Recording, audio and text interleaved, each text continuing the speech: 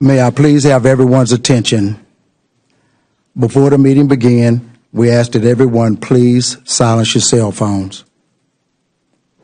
The Fort Bend ISD Board of Trustee meeting is an open meeting for the public to observe the board conducting district business. Therefore, patrons may only address the board during the designated audience item section on the agenda. If you have printed materials you want to give to board members, you must provide them to me or any officer present, and we will provide them to the board. We also ask that members of the audience be respectful of others by remaining quiet so that everyone is able to hear the proceedings. Thank you. Thank you, sir. The time is 6:02 p.m. and this meeting is hereby called to order. We have the presence of a quorum attending in person. Notice of this meeting has been posted online and at the Fort Bend ISD Administration Building for at least 72 hours. We will begin with recognitions, and we're so glad to see all of you here this evening. And so I'm going to turn it over to Ms. Sherry Williams. Thank you, President Malone. Fort Bend ISD's first cohort of Early College, High School, and Pathways in Technology, also known as P-TECH Early College programs at Marshall, Hightower, and Willow Ridge High Schools will be graduating this year with both a high school diploma from Fort Bend ISD and a Houston Community College associate degree on May 12th. Congratulations.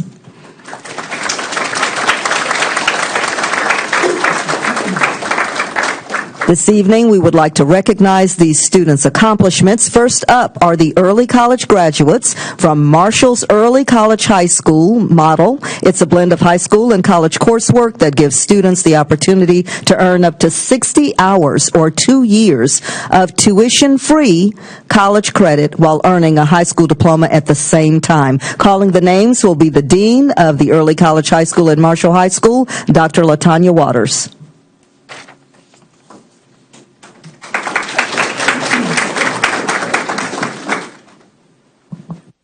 Welcoming the class of 2023, Isaac Adenaruju, Jacob Avalar, Myla Benson, Luis Bonilla, Brianna Dangerfield, Adam Monroe Jr., Jacob Ozine, Trinity Patterson, Evan Stewart, Jermel Tyler.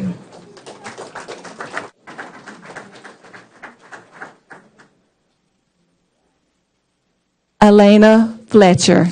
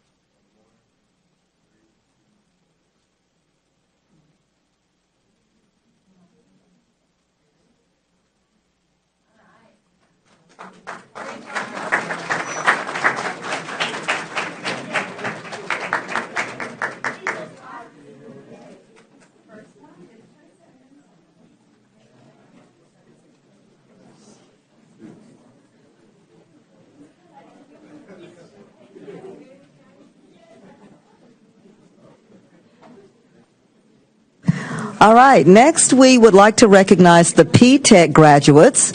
P-TECH is designed to ensure that high school curriculum focuses on workforce needs and partnerships that support students in obtaining credentials, degrees, and certificates. With the support of Educate Texas and the Texas Education Agency, participating schools target thriving industries in their region to address key workforce pathways in high-demand fields. Dr. Sharon Delaspore is the Dean of P-TECH at Hightower High School, and she will call those names, followed by Danielle Anderson, who's the counselor of P-TECH at Willow Ridge High School.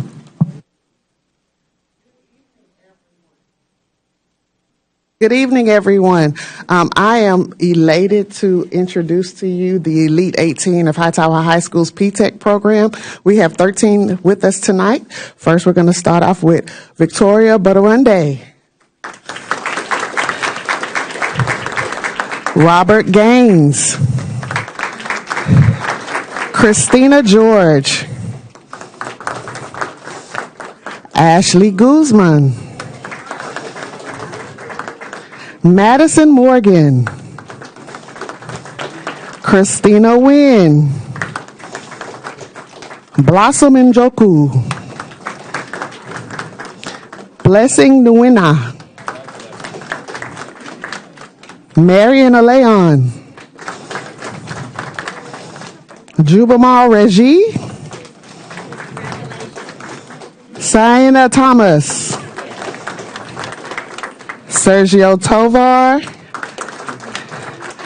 and Zaida Zaidi.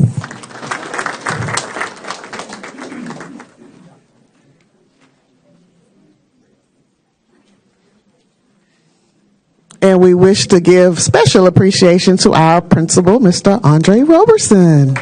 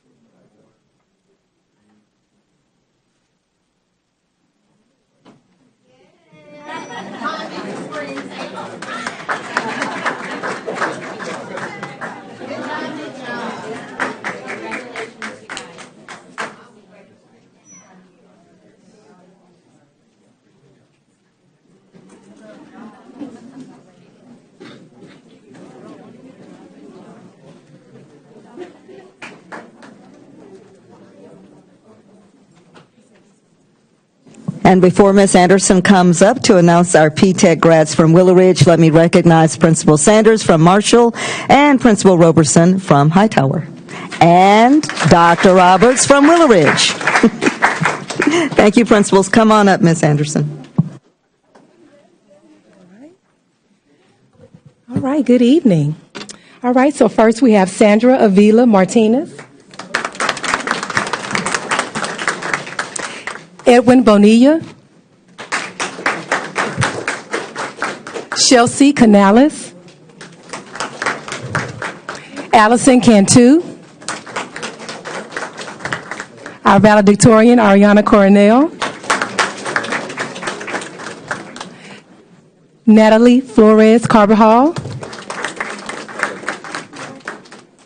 Angel Gil Jimenez, Testimony about Jasamo, Jessica Martinez, Christian Martinez Luna, Jennifer Rosas Rotero, Vanessa Sarabia, and TJ Sonny.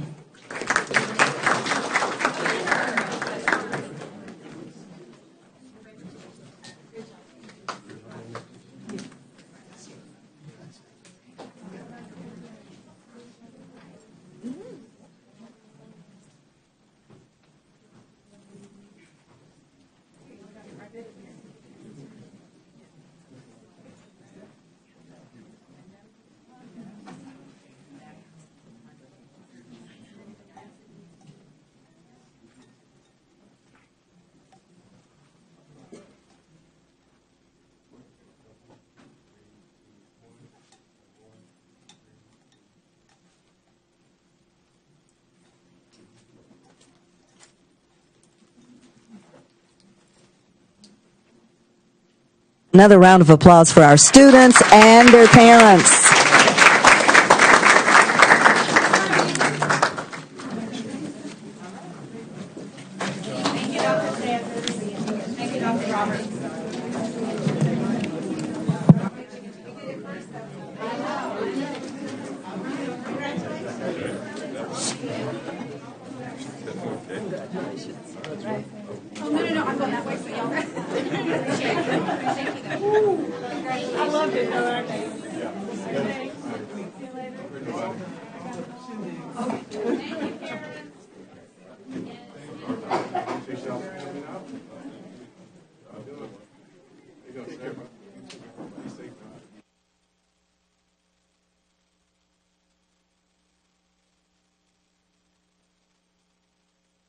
How cool was that? First graduating class. So very cool. Right? Milestone right there. So exciting. All right. So I don't know if you can top that, but because that's pretty spectacular.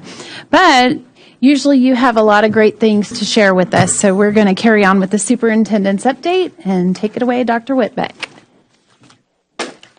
Last week we attended, speaking of the students that were just honored, there was a special celebration in their honor and getting to talk to them, what their goals are and where they're headed. I mean, headed to, A&M, headed to all kinds of different universities, college paths.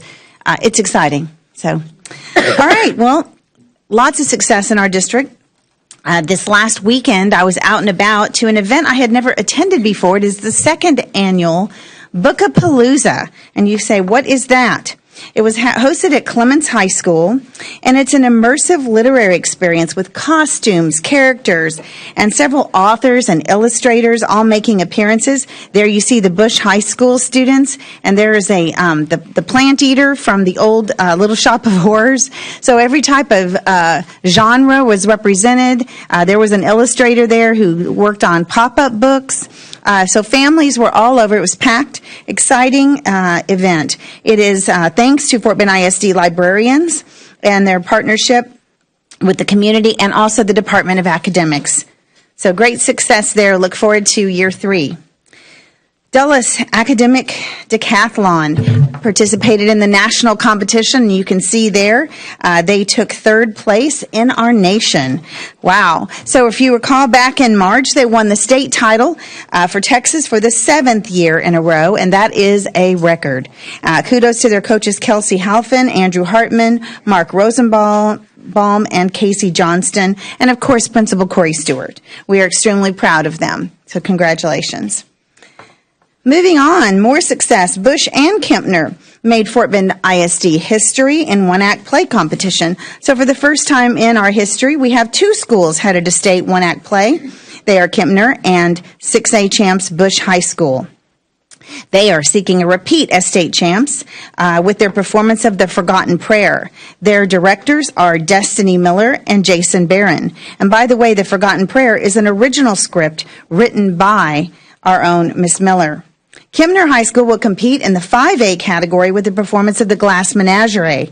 The directors are Robert Archer, Crystal Smith, and student teacher Wayne Wong. The state contest is this Friday and Saturday in Round Rock. So go theater students. And moving on to a completely different opportunity in Fort Bend, all state academic tennis student athletes. Congratulations are in order for our state academic student athletes in tennis. The students attend Elkins, Kempner, and Bridgepoint High Schools. Their names are there on the screen for you to see. There's a lot of them. The Texas High School Coaches Association academic all-state teams include athletes who excel in the following categories: GPA, class rank, ACT, and SAT scores. Kempner's Noe Doe repeats a state tennis champ title. And speaking of excellence, he's pulled off a repeat as the 5A champ in tennis. Last year, Noe won the boys singles title as a freshman. One day we may get to see this young man at Wimbledon. Who knows? Way to go, Noe.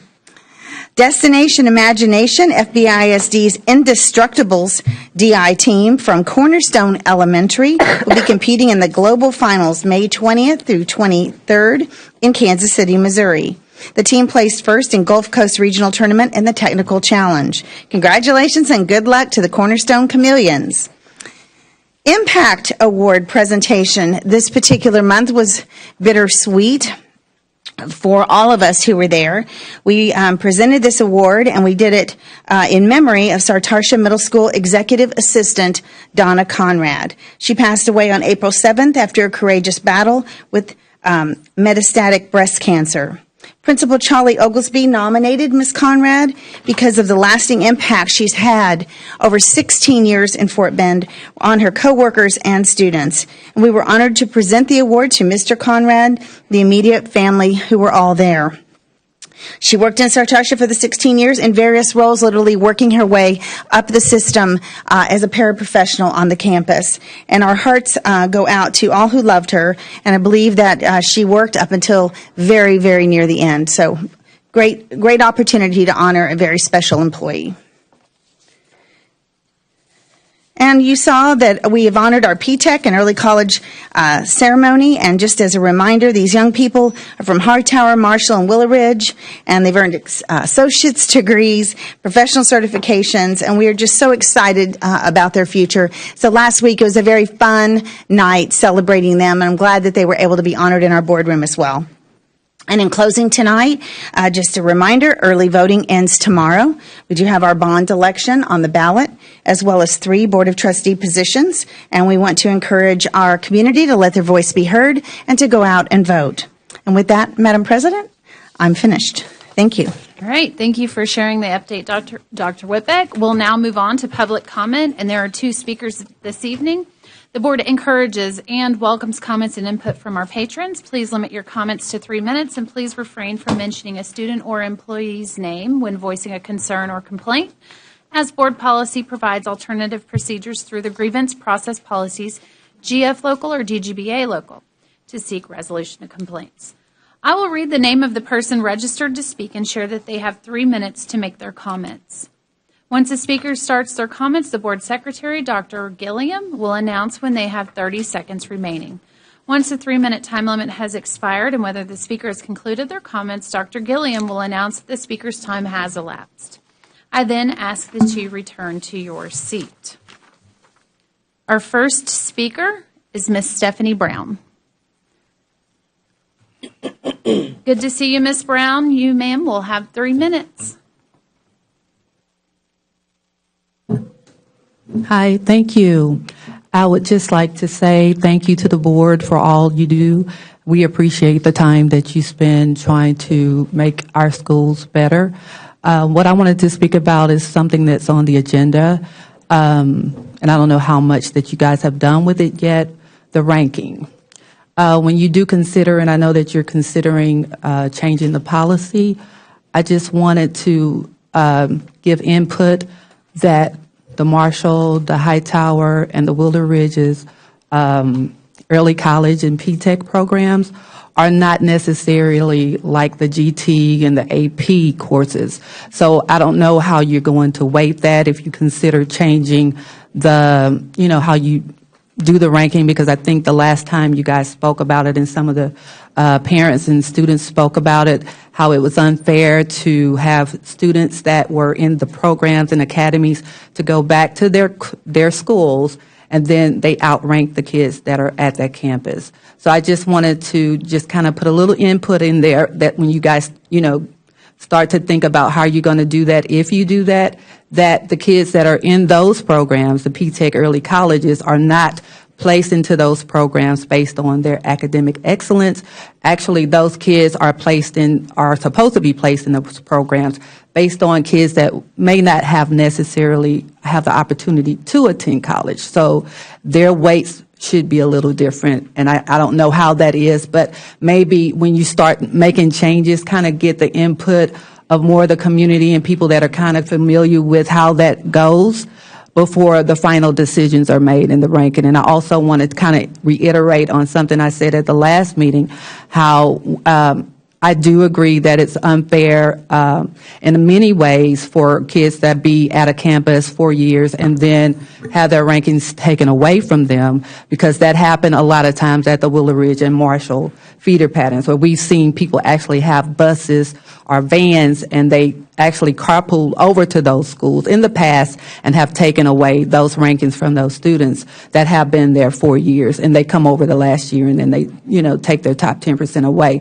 So when you're thinking about all those things, please get input from community members, not just at the schools that are having those issues or concerns, but there are people, outside of that can kind of put input in how to avoid, 30 it seconds. being a problem for all schools, and especially the students that are coming into those communities. Because I think in 2019, when they decided to do that, they actually were thinking about those schools that so often have their rankings taken away.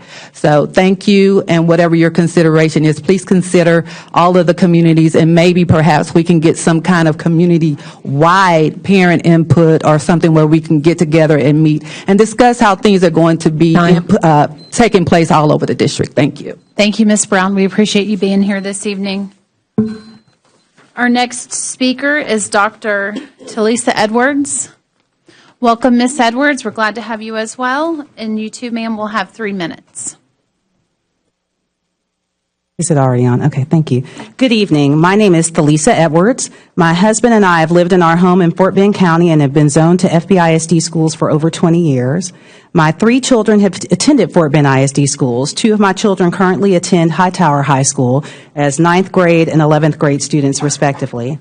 I am requesting that the Board of Trustees consider and approve the permanent suspension or removal of the EIC local policy provision that states, beginning with the class of 2024, class rank shall only be calculated for the top 10% of each class for purposes of applications to institutions of higher education as stated by state law. While I appreciate that on April 17, 2023, the Board of Trustees formally directed the superintendent to take immediate action to work with the Board Policy Committee to make recommended policy changes that will consider permitting the students of the class of 2024 the option of receiving their individual class ranks upon request, I respectfully request that the Board of Trustees review the EIC local policy as planned by August 2023 and permanently suspend or remove the policy in order to allow all future classes of graduating seniors the option of receiving their individual class ranking. A decision to permanently suspend or remove the EIC local policy will enable FBISD graduating seniors the opportunity to reflect their academic efforts over their 4 years of high schools to institutions of higher education and capitalize on the uniform admission policy according to the Texas Administrative Code that states in part, under the uniform admission policy, each public university shall admit first-time undergraduate students in accordance with TEC and TAC. Students who graduate from a Texas public school in the top 10 or 25% of their high school class are eligible for consideration for admission to a public university if the student has completed the distinguished level of achievement under the foundation, recommended, or advanced high school program for a Texas public school, or has achieved college readiness scores on the ACT or SAT entrance exams. Recently, my 11th grade daughter, Hannah, and I participated in a college tour of her preferred school, which is the University of Houston. During the visit, we were informed that if she did not have a class rank, regardless of her GPA and SAT scores, her application would be subjected to an individual review. However, with her current GPA and SAT scores, she would receive assured admission to the University of Houston with her class rank of at least the top 25%, which we believe she has. There have been unintended consequences that have accompanied the adoption of FBISD EIC local policy that hurts students and negates their demonstrated efforts over the course of their high school career as they seek to advance their higher education. I am hopeful that the Board of Trustees will work to inspire and equip all students to pursue futures beyond what they can imagine by permanently suspending or removing the EIC local policy. Thank you for your time and consideration. Thank you, Dr. Edwards. I appreciate your comments. All right. Well, that concludes our public comments, and so we will move on with our regular scheduled meeting, which starts with the Where? I don't, Mr. Rainwater, I don't have anything here.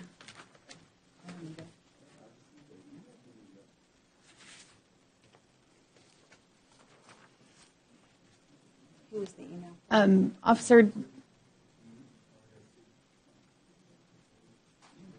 You have it too?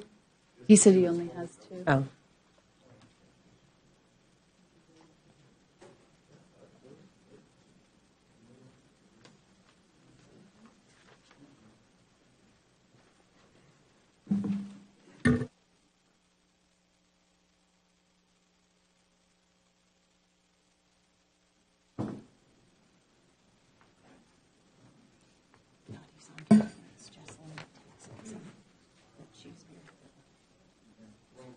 Okay. All right. Well, then we look forward to having you next time. Okay, moving on to the information section, and we're going to start with the 2023 bond election update. Mr. Bassett, I believe this is you, sir.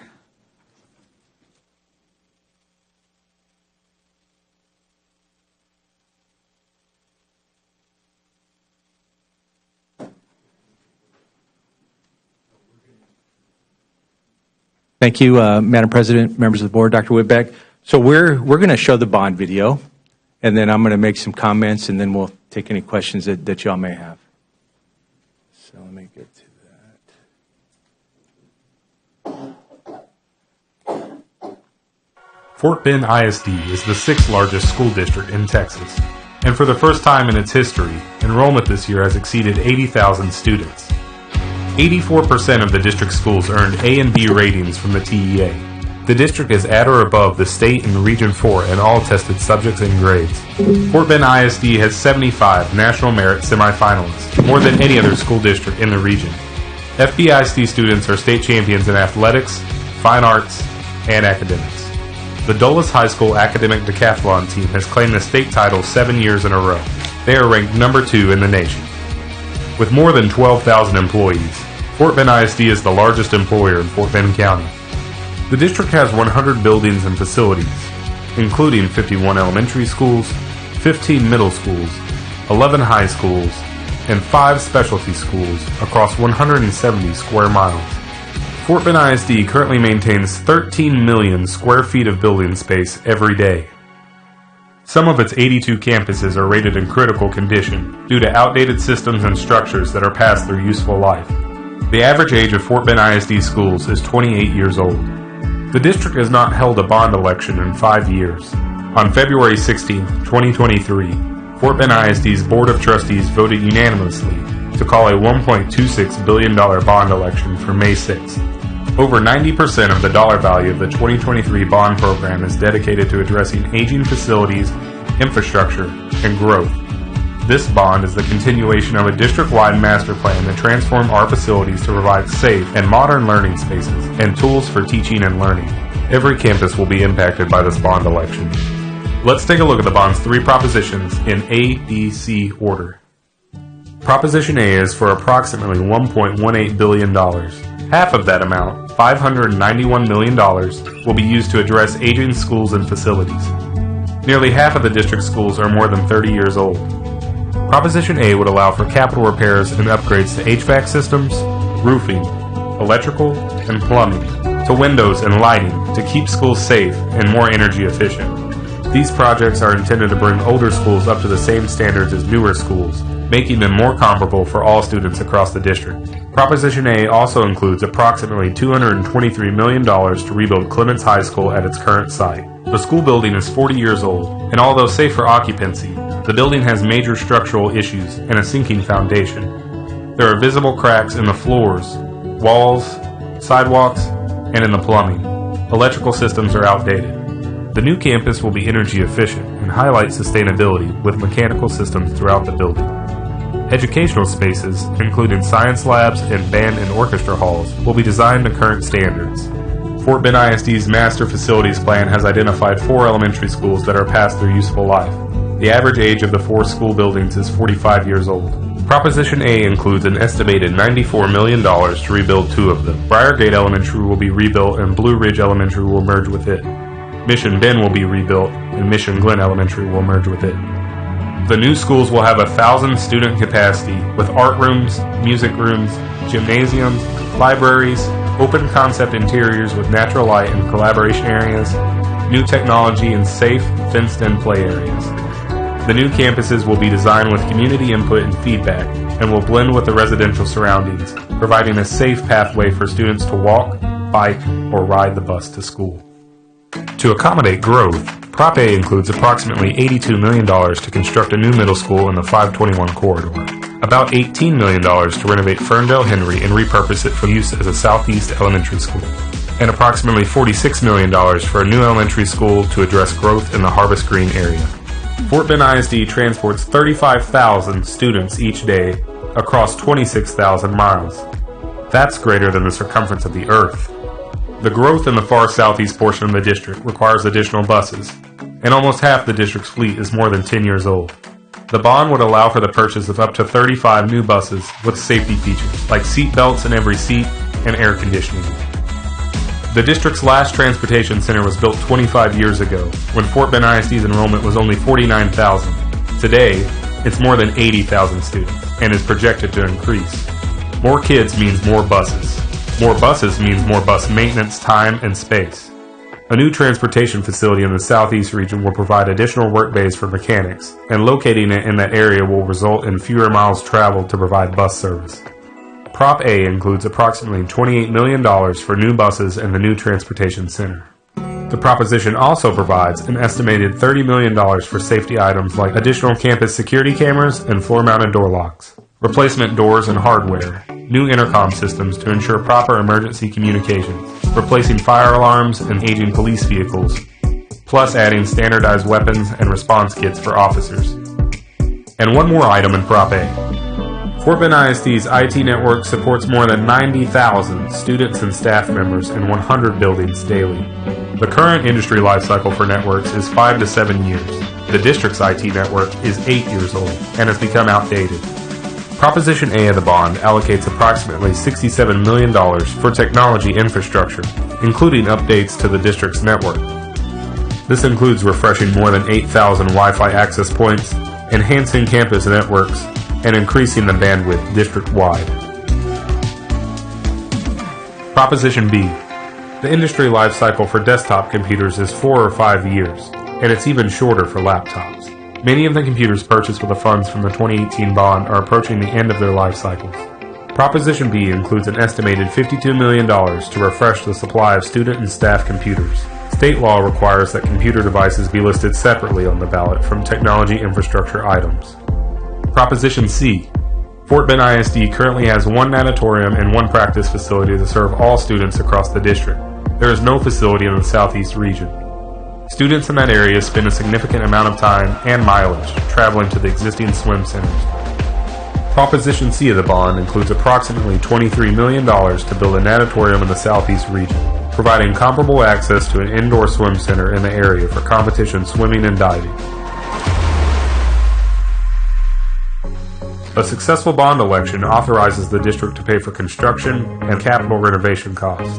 Bond funds generally cannot be used for salaries, utilities, or other daily expenses. Fort Bend ISD's tax rate is $1.13, the lowest it has been in 16 years. It is also one of the lowest in the region compared to most other local school districts. Fort Bend ISD has earned AA+ bond ratings from Standard & Poor's and Fitch, two of the nation's top rating agencies. Over the last 8 years, the district has efficiently managed its bond funds, saving more than $108 million by refinancing debt. Due to inflation, the district estimates that a 1-year delay in commencing the bond projects would result in approximately $100 million in additional costs. Approval of the bond would result in an estimated impact of $2.50 per month for the average home valued at $300,000. Homeowners 65 and over or disabled who apply for and receive an exemption will not have an increase over the frozen dollar amount. Take a look at your ballot when you vote. Since 2019, Texas law has required all school district bond propositions to include, "This is a property tax increase." Due to this requirement, all voters will see the statement on the official ballot, even those whose property taxes are frozen and will not exceed the tax ceiling. Election day for Fort Bend ISD is Saturday, May 6, 2023. Early voting is April 24th through May 2nd. Registered voters can cast their ballots at any early voting location in the county. A list of early voting sites may be found at fortbenisd.com/2023bond. Visit votetexas.gov by Thursday, April 6th to register to vote in this election. To learn more about the bond, connect with the district, online and on social media. And remember to vote.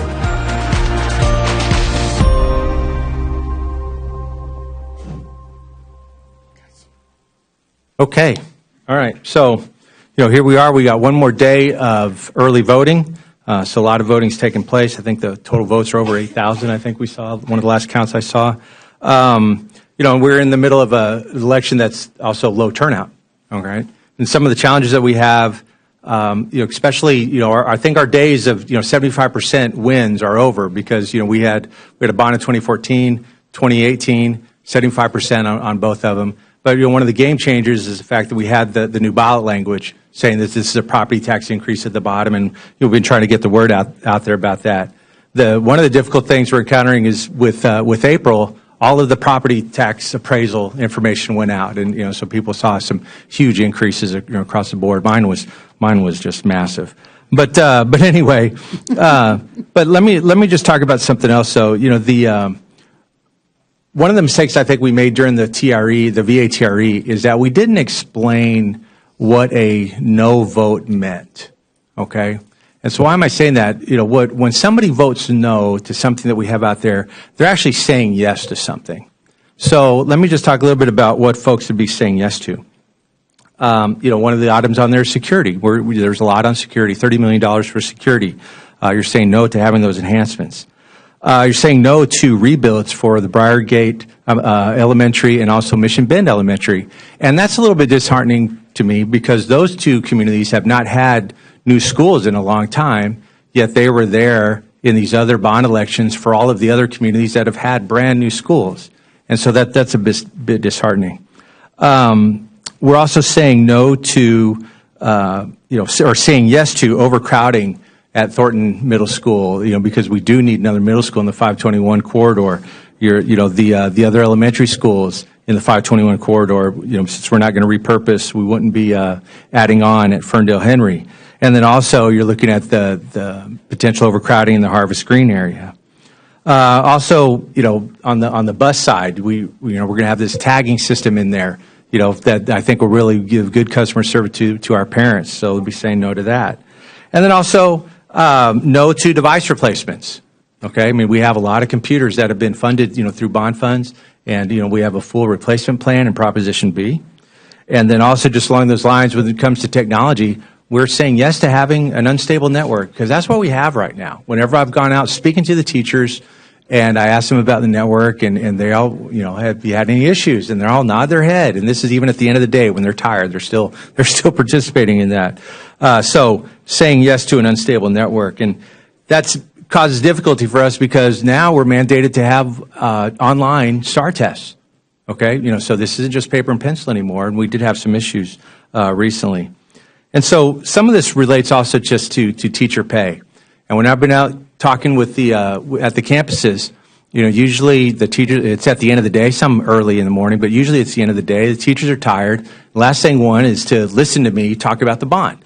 Okay, they would just want to go home and rest and do whatever else they need to do. But when I mention teacher pay, you can see they all like, did he just say teacher pay? And how does this play in?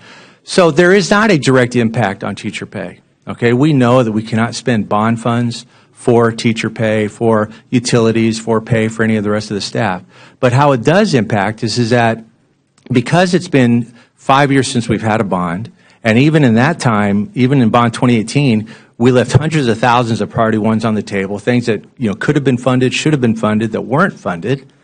And so we are going to continue to have breakdowns. I mean, I think we're experiencing one of those in the agenda item, in one of our agenda items today. And so as things break and things need to get fixed, be it HVAC or whatever else, or yes, you can have an unstable network, but having no network is not an option. I mean, if the network goes out and we've got to spend some money on that, we are going to come back to the board asking to spend general fund money on those items. And the general fund, it is what is used to fund teacher salaries, and so we would not have any flexibility to do something along those lines. So folks need to understand that.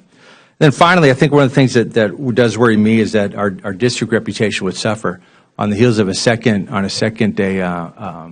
election that wasn't positive, second failed election. I do think that that would hurt our reputation, which could make it that much harder for us to recruit and retain teachers, as well as recruit and retain good leaders, and then also recruiting families just to come into the district. You know, families, one of the things that makes Fort Bend strong has been the district. And so as people look and they make decisions on where they're going to move, because so many people, thousands and thousands, are moving to Texas every year, this has been one of the destination places. And so we know that school districts either attract or they can repel. And so we've seen that in our own metro area. So anyway, sorry to go on, but I did want to just point out some of those things, and that was the purpose of this. But we'd be happy to take any questions, or we can just move on to the next item. All right, thank you, Mr. Bassett. Does anyone have any comments or questions? Mrs. Hannon. Thank you, Mr. Bassett. Would you mind very quickly, a neighbor asked me to come in and explain about why the school district doesn't reap the benefit of those very large property tax increases. So just in very layman's term, for those that are watching, could you please explain that? Of course. So in 2019, the laws changed with House Bill 3 in 2019, where the revenue for our general fund is based 100% on our enrollment. It's based 100% on our enrollment, the demographics of our student, like special ed students, you get a little bit more money, bilingual, you get a little bit more money. So enrollment, the demographics of our students, and attendance.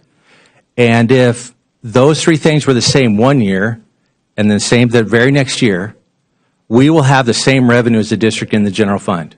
Exactly the same. Even if we had $20 million more in local tax collections. So what that means is if we collect $20 million more or $30 million more, whatever that number is, the state, we collect that money, make no mistake. We will collect that through the county, but the state will pay us exactly $20 million less. And so the state is the beneficiary of the higher property values. Now the state has been using some of that money to force the property tax rate down, which we've seen over the years, but that doesn't impact our revenue. When that rate goes down, the state makes up the difference, okay? But they're making up that difference with that higher property value. This past year, we went up 15%, and then even with the reduction of our tax rate, the state is still paying us less than they were the year before. But if our enrollment stays the same, makeup of the students, and attendance, those are the things that impact the general fund. If those stay the same, we will have no additional revenue, even though we have inflation to deal with, and even though we have property owners paying more, and then they're going to have higher expectations, okay, because they are going to be paying more. Now, all that being said, that's on the general fund. On the debt side, we do benefit from that. That is our smaller tax rate. We have had 2 reductions of our debt service tax rate in the past 5 years, to the tune of 6 pennies. So we're trying to manage that and be fair with our taxpayers. But because of that growth, that is one of the ways that we are able to do this with just a 1 penny increase on the debt side. Thank you. And so I think beyond the bond, just for the future, we really need to work with the community so that they fully understand the difference in the revenue we get versus what they're seeing on their tax bill. I think that's a real confusion for our community, and I think that's part of some of they're a little disenfranchised, I guess. There are some community members that, they just think, why? You're getting all of this money. So thank you, Mr. Bassett, for that explanation. I appreciate it. Yes, ma'am. No, and great point, Ms. Hannon. I mean, it literally says school tax X amount, but so it's kind of playing a trick on the individuals because they don't realize that the school district doesn't really get the money that's on their bill where it says Fort Bend ISD tax rate. So excellent point, and educating the public. I think you guys have been doing a great job doing that, though. The video, outstanding, and it's not easy to get everyone to understand the impact and how the tax rate really does work. So thank you for trying, even though we know it's a big mountain to climb, and hopefully we'll see very soon the fruition of your labor. All right. Oh, Mr. Garcia does now. Okay, Mr. Garcia.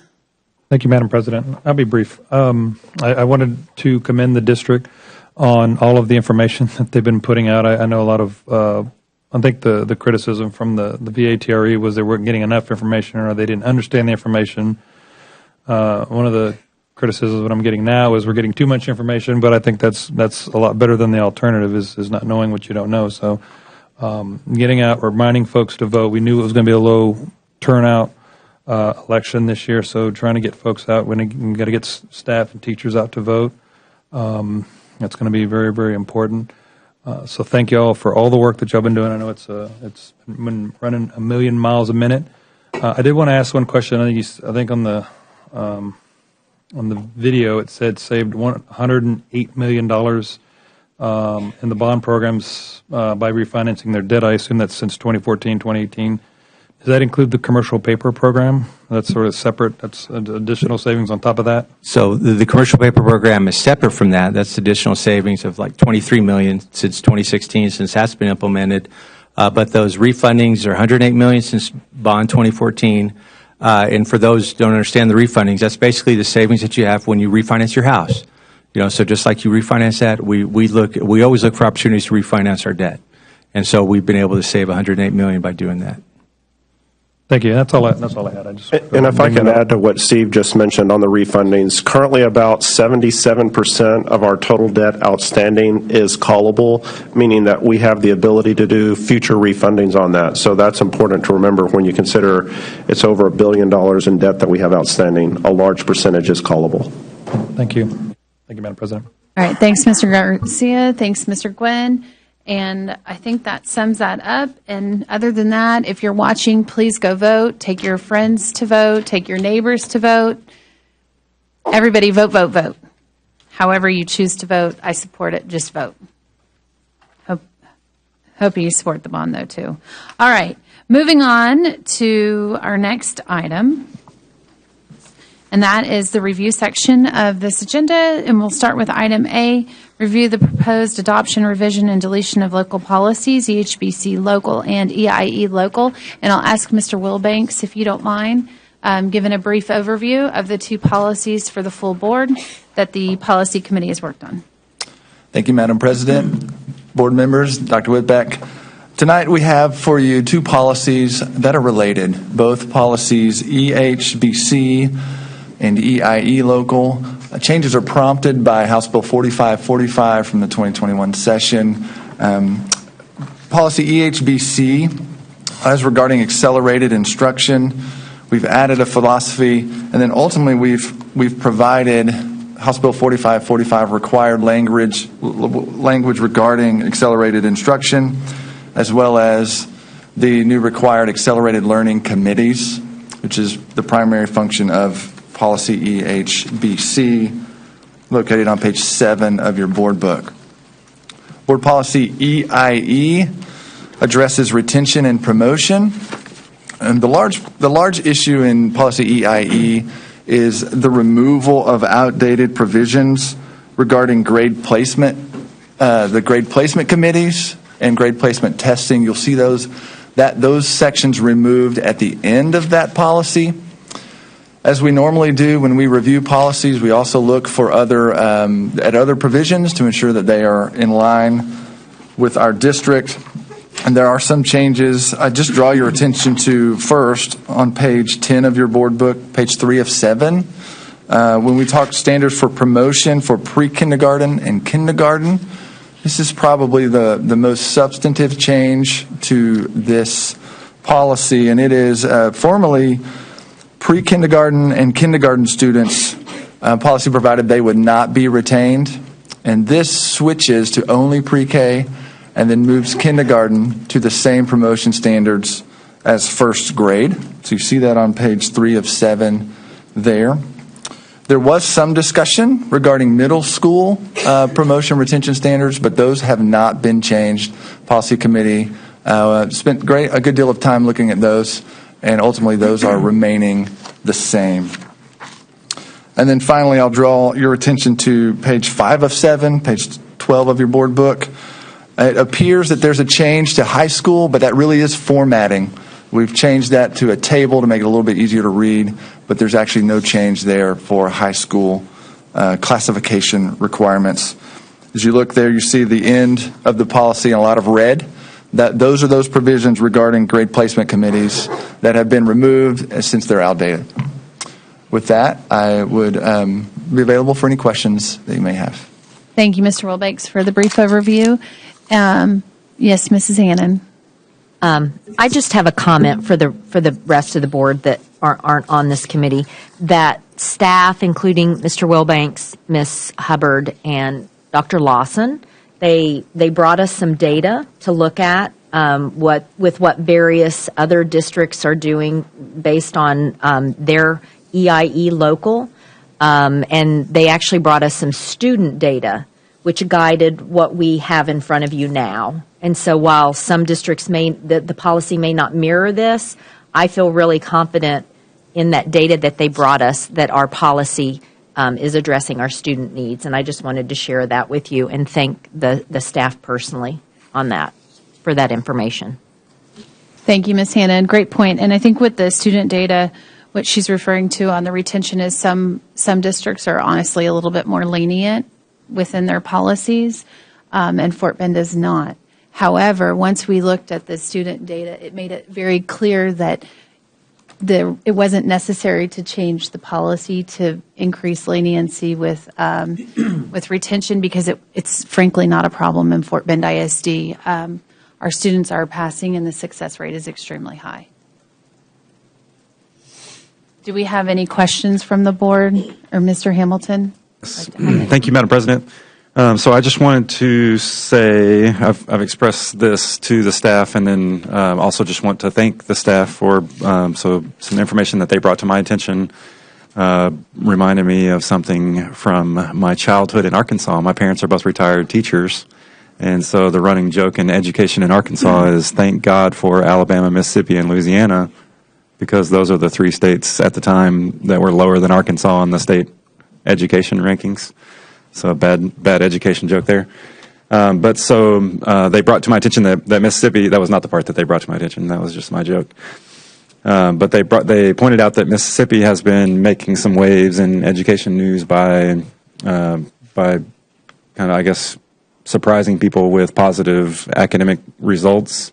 And one thing that they've pointed to is that they are retaining struggling readers in 3rd grade. If they are not proficient readers at 3rd grade, then they are fairly aggressively retaining those students so that they can repeat 3rd grade and hopefully become proficient readers before moving on to 4th grade. And so I think that there's a lot of pressure to not retain students, and I understand that pressure, but I think we're another Arkansas saying we're falling off the horse on one side from a desire to not retain students, and I think it would be good to try to balance that with not promoting students who are not ready to be promoted. Gotcha. So per our policy, it talks about and maybe Ms. Hubbard, if you want to join us in on this one, but per the policy, Mr. Hamilton, what was actually being presented was retaining additionally, speaking of specifically social studies and science, and getting an average. And different districts do things differently. And currently in Fort Bend, you have to have a 70 or higher in order to move on to the next grade. And our kids who don't achieve that are going to summer school, they're getting that, and then they're moving on to the next grade. Ms. Hubbard, I'm going to let you please, I guess, address his 3rd grade reading as far as 70, because we didn't affect the policy. They still have to have the 70 in order to pass. They still have to have a 70 in as their average in And if you look in elementary specifically, there's a header that says grades 2 through 5, and it does say that they have to have an end-of-year average of at least a 70 in the following courses: language arts, mathematics, and science or social studies. So we're looking to see that they did make a 70 in language arts, math, and then science or social studies. And then to speak to what Ms. Malone had said about middle school, then we've raised the bar in middle school to where it's all 70 average or higher in all 4 of those core subject areas. So we are looking to make sure that they have a passing average in ELA, but there is nothing in our policy that specifically talks about like an instructional reading level, but we are gathering that data through our, as you know, our BAS, REN, and other data points to look at their reading levels. But that is not put in the policy. Right. Thank you. So I just kind of follow up that. So Trustee Hannon requested the reading data for freshmen at Willow Ridge High School earlier in this school year, and that was very helpful data to see. And so I don't know that this is necessarily a policy change, but I think the fact that the freshmen at Willow Ridge got to 9th grade with the number of students who were way behind in reading points to maybe not a policy failure, but whether it's policy, procedures, or implementation. I know there's a lot that goes into that, but I think that we're putting our teachers in a very difficult position because there's a very high percentage of students who are not reading at grade level once they get to that point, and I think there's a reluctance not to retain students, which I understand, but I think so you can fall off the horse by being too aggressive with retaining, and you can fall off the horse the other direction by just not wanting to retain, and I think it's contributing to what we discussed last month with the very low rate of especially Black and Hispanic students who are graduating while not being college, career, or military ready. And so I think everything we do overlaps with each other and intertwines. But I think, again, maybe it's the procedure side of this equation and or the enforcement of this policy, but I think it would be better for those students to be retained rather than promote when they're not ready to be promoted. All right. That's the point I'm trying to make. So, Mr. Hamilton, I'm going to refer you to page 10, retention in the policy, because this is more so about the policy and what the board is approving regarding the policy. And then, of course, we expect administration and staff to therefore then implement the policy that we've adopted, right? And so retention, it says a student who does not meet all promotion requirements may be retained in the current grade level if performance data indicates the student would not be academically successful at the next grade level, even with continued intervention, instructional accommodations, and or support services. And then it goes on to talk about the individual intervention. And the other policy that Mr. Wilbanks mentioned is specifically related to the intervention requirements that the district has set forth for kids who do not, whether it's not passing or if they're struggling, et cetera. And so I would hope that with Fidelity we are implementing those interventions to support these kids so they would be successful. But I'd ask if you would, because I didn't hear any of this in the policy committee meetings. I'd ask if you would let us know specifically which items in here that you'd like addressed to satisfy the needs, and perhaps that's something we can do at a later date. And if we need to rewrite policy, then we can definitely consider that. I think I would just add in, and I know Ms. Hubbard or Dr. Lawson, Ms. Martinez, anyone can add in, but really your policy is strong, and your policy sets forth what the schools need to do. Where the challenge comes in is in a case-by-case individual student discussion. And when a student, what I think I would just want to say is by the time if we get to a student who's at the 9th grade level and who is reading severely below or several grade levels below, based on my experience, again, it's case by case, almost always they've already been retained. So it's not a matter of philosophy that you can't retain the child, it's that they already have, and perhaps twice. And so this is where we have to get strong as we provide literacy and intervention along the way. But it's not because you get to ninth grade and someone just wants to say it doesn't matter. It truly is not. Your policy is strong. It's the work that's done at the campus that's critical to remember here. And that has to be decided based on the child, based on the will of the parents, based on how the child feels, based on their size, their age, everything. And so there's a lot that goes into it. Thank you, Dr. Whitbeck, for that clarification and input. Ms. Day. Thank you, Madam President, and thank you for the committee member to explain this policy, and thank you to the World Bank for the explanation. I have a question for the page 6, the policies of 7. So I see a lot of deletion from this page.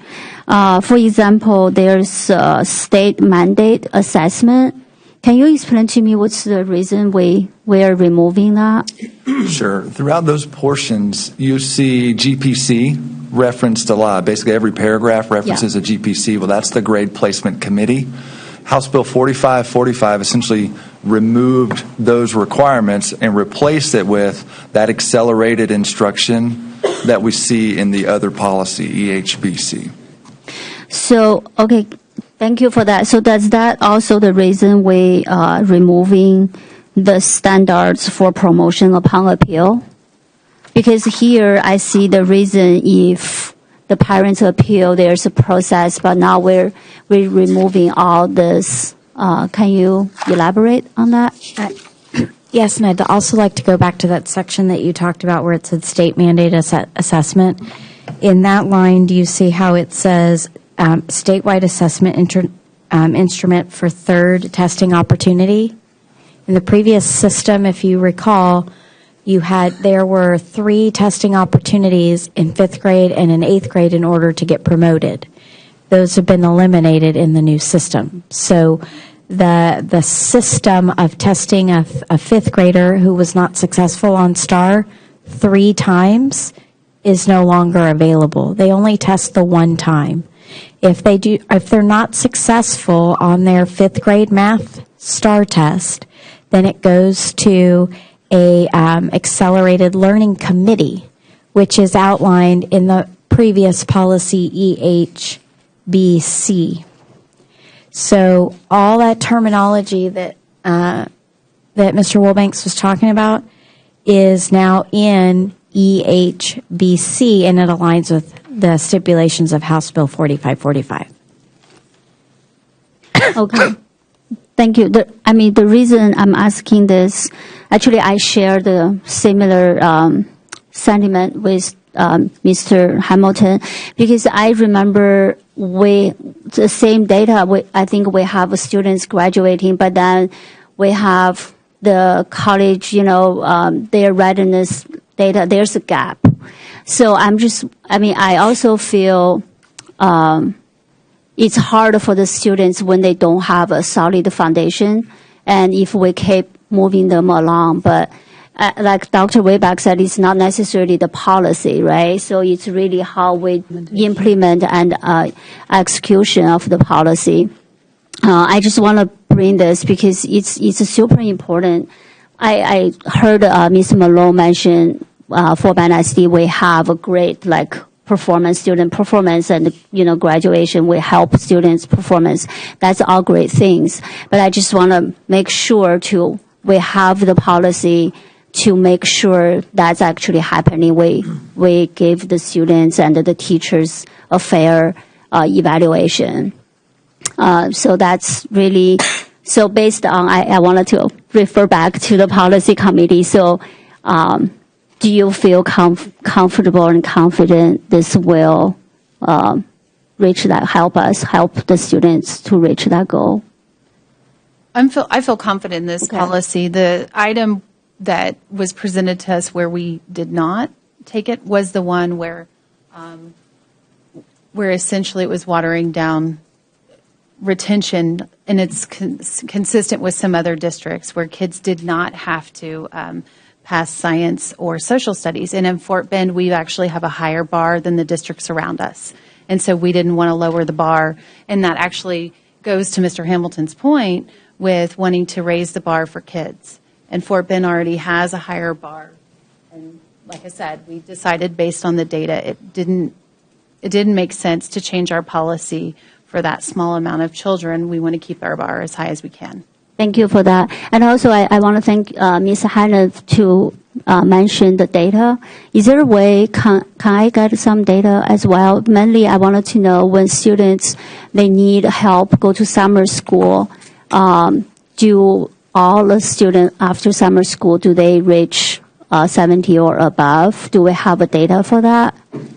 I mean, not now. I'm just saying. Ms. Day, they do have that, and I'm sure that Dr. Lawson can provide that. In addition to that, the requirement to go to the summer school, that's the other policy that's in here, that we require you to go to summer school if you didn't meet the expectations. Yes. Also, that data after the summer school, that'd be great. Sure. I'll put it in the board Q&A system. Thank you. Perfect. Thank you. Thank you. That's all. Thank you, Madam President. I want to say one anecdotal thing that I thought was really cool during policy committee while the data was being reviewed.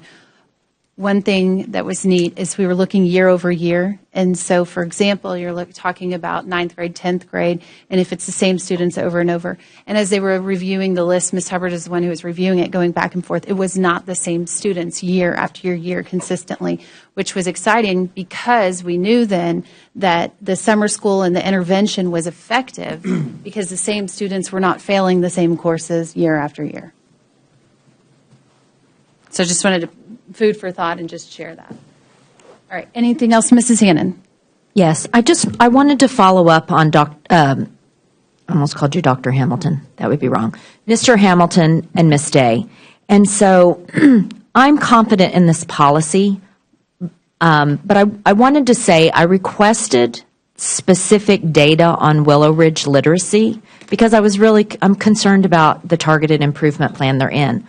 So it wasn't, I wasn't requesting it in any kind of malice. I wanted to see where our kids are. So I just want to encourage the board that I do think the onus is on us. And we have to leverage the policy from the B series, which is improvement planning for campus and district, the policy that goes back to our job to evaluate the superintendent, that as we go into the next year, that we really think about the goals that we have for the district and our expectations about literacy, and we really work with Dr. Whitbeck and her staff to really identify the things as a board that we hope for our kids to see. I think that's just really important for us to all work together. I don't think that piece belongs here because I think that's in our B series policy, if you guys are following my train of thought. So thank you very much. Absolutely. Great point. All right. I think that, Dr. Gilliam.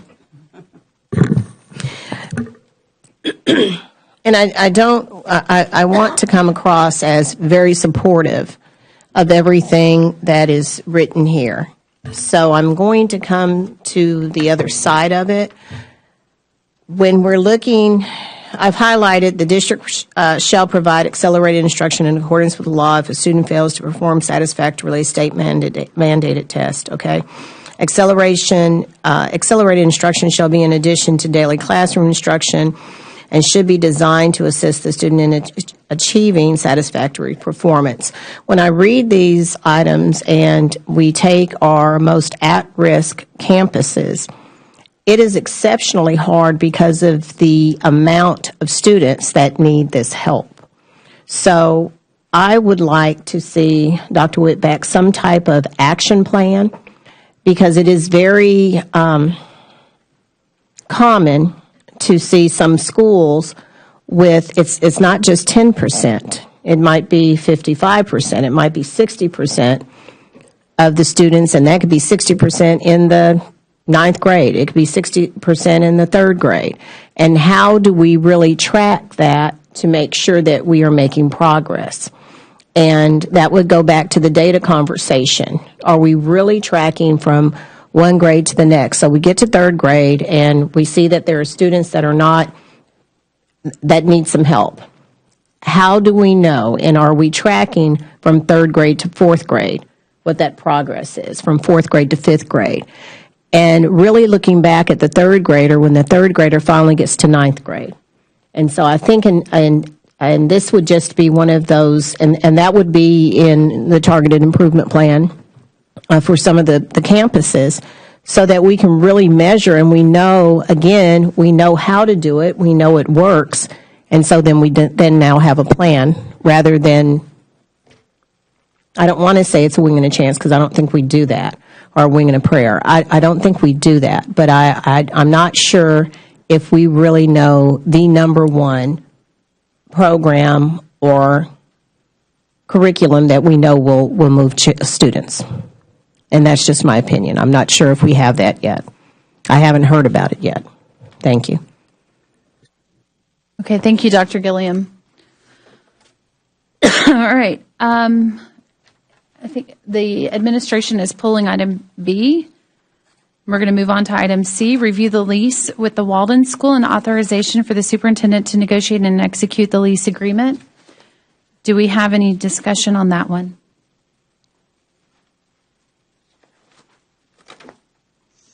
All right, seeing none, we'll move on to item 7, review the proposed expenses that exceed $50,000 specifically for. Item A is being pulled as well from administration, and we're moving on to item B. Item B, review the purchase of instructional resources, supplemental, and authorization for the superintendent to negotiate and execute the agreements through June of 2027. Do we have any discussion? 7B, instructional resources. Okay, I have a feeling she's coming with one. I'm going to mention one thing, and I know that we already reviewed the instructional resources as far as how it supports the TEKS. And I want to say I appreciate pulling all of the data and showing me as far as what's in print, what's digital, et cetera. So, and I've already mentioned this stuff over and over, but I happened to be with an ophthalmologist just today, and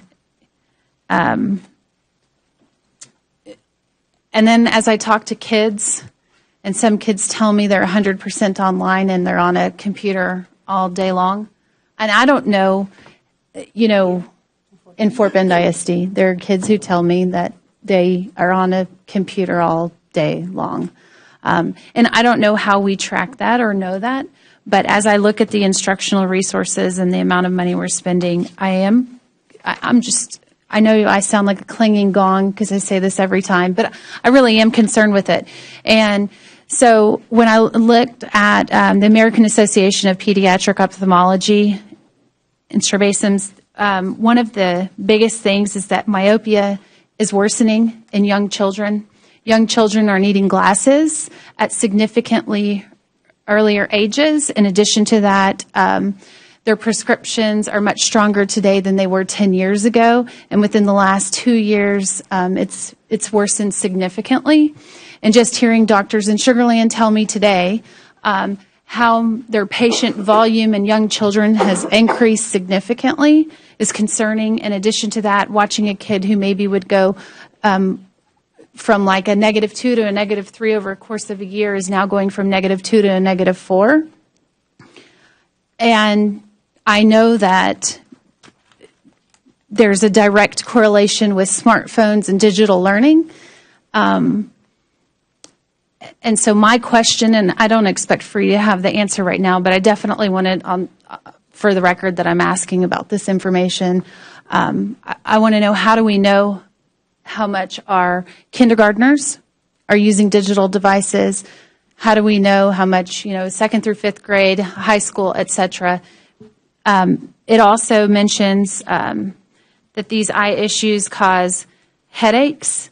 And I know we've had kids who've emailed talking about migraines, and they think it's one thing or another, and digital devices are leading to kids having migraines that hadn't had them before. And there's basically nearsightedness is worsening and other medical issues as well.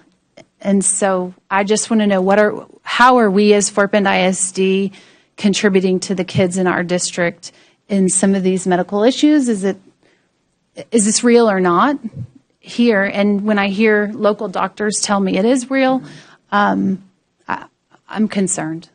And so I just would like more information to know, how do we know what's really going on in our classrooms? And so that's my point on that one. And Mrs. Day, go ahead. Thank you, Madam President. Actually, I share the same concern as Ms. Malone, because I recently spoke with few students at different events, and I always ask them one question. I said, if there's one thing we can do to make your learning better, what is that? So that's the question I always ask. But recently I asked students from middle school and high school. So they all, a lot of them told me they wish the teachers can teach them more in person, like personal interaction. So they very often they told me they watch some videos, or they said the videos are good. They said they are very good, but they said they wish so that way they have more interpersonal interaction. So now I'm hearing when Ms. Malone express her concern, I put this together. I feel maybe that's something we can balance, some kind of less everything on e-learning, and maybe put some instructional from the teacher. And also for the younger kids, I also concern if we always use digital material to teach them on iPad or laptop. I know this is the current trend, but how about their writing skill? That they still be able to read cursive, things like that. I think those are also important. I just want to also bring this to your attention. It's hard. I know there's balance, and also I wanted to know, this is a lot of money. I really wanted to know what is the percentage. I mean, how much is from the general fund out of this $15 million? I don't have to know it now, but I would like to have that information. So thank you. Thank you, Mrs. Day. Mr. Garcia. Thank you, Madam President. And I was going to ask a similar question about the how it's funded. And I know it's through 2027, but I was kind of curious of the where as well. But I wanted to share also my concerns about the effects of digital devices. And I think when my youngest was in maybe second grade, his art teacher had gotten a grant for, I think, some VR headsets, and they wanted to know if I would help and, set them up and whatever and this and that. And I was like, So I started doing research on the effects of VR headsets with young children at that age, and there was everything in general with devices. It's not good. So I said, no, I can't support that. And we kind of had some discussions with the principal. They were great. They were wonderful, and they ended up not having those for, and I felt bad for the art teacher, but I think at the end of the day, we all sort of agreed that probably wasn't a good idea at that young of an age. So I know my son had always wanted a VR headset and all these things like that. I said, nope, sorry, not going to happen. So, but I think that's a real concern, and I know that the state legislature has got more of a push on. They were pushing more toward digital devices, and then COVID, and then scores and everything went down. So now they're pushing more paper, but then now the STAR's online. So I think there's definitely a need and a way to balance. And a lot of it happens at home too, because when you get home, the kids, first thing they do is they go to their devices. So whatever we can do. I know we're always thinking outside the box, but that's also a concern of mine. So thank you. Thank you for the time. Thank you, Mr. Garcia. All right. Oh, Mrs. Hannon. So I have two quick questions. And so are all of these resources, they're required because they reflect back onto the required curriculum? supplemental, I mean, they're supplemental materials. These but are supplemental materials. But they are part of our Fort Bend curriculum? These are not written in our curriculum. These are, if approved, they would be added to the awarded vendor list, meaning campuses or the district could purchase materials from these vendors. The ones with asterisks are vendors that we have been in contract and utilized in the district previously. Okay, so an individual campus or department could purchase from these? Yes, okay. from the list. And some of them are online technology-based resources, and some are paper pencil. So they're not all one or the other. Each one's a little bit different. And again, being on the list means that campuses or the district could purchase from them. This list would be added to our already existing list that we have access till 2027. Okay. And then, so actually I have two more questions. So in the rating process for these supplemental items, are campus staff involved in this in any way? Because I really do think that our campuses probably have some unique needs.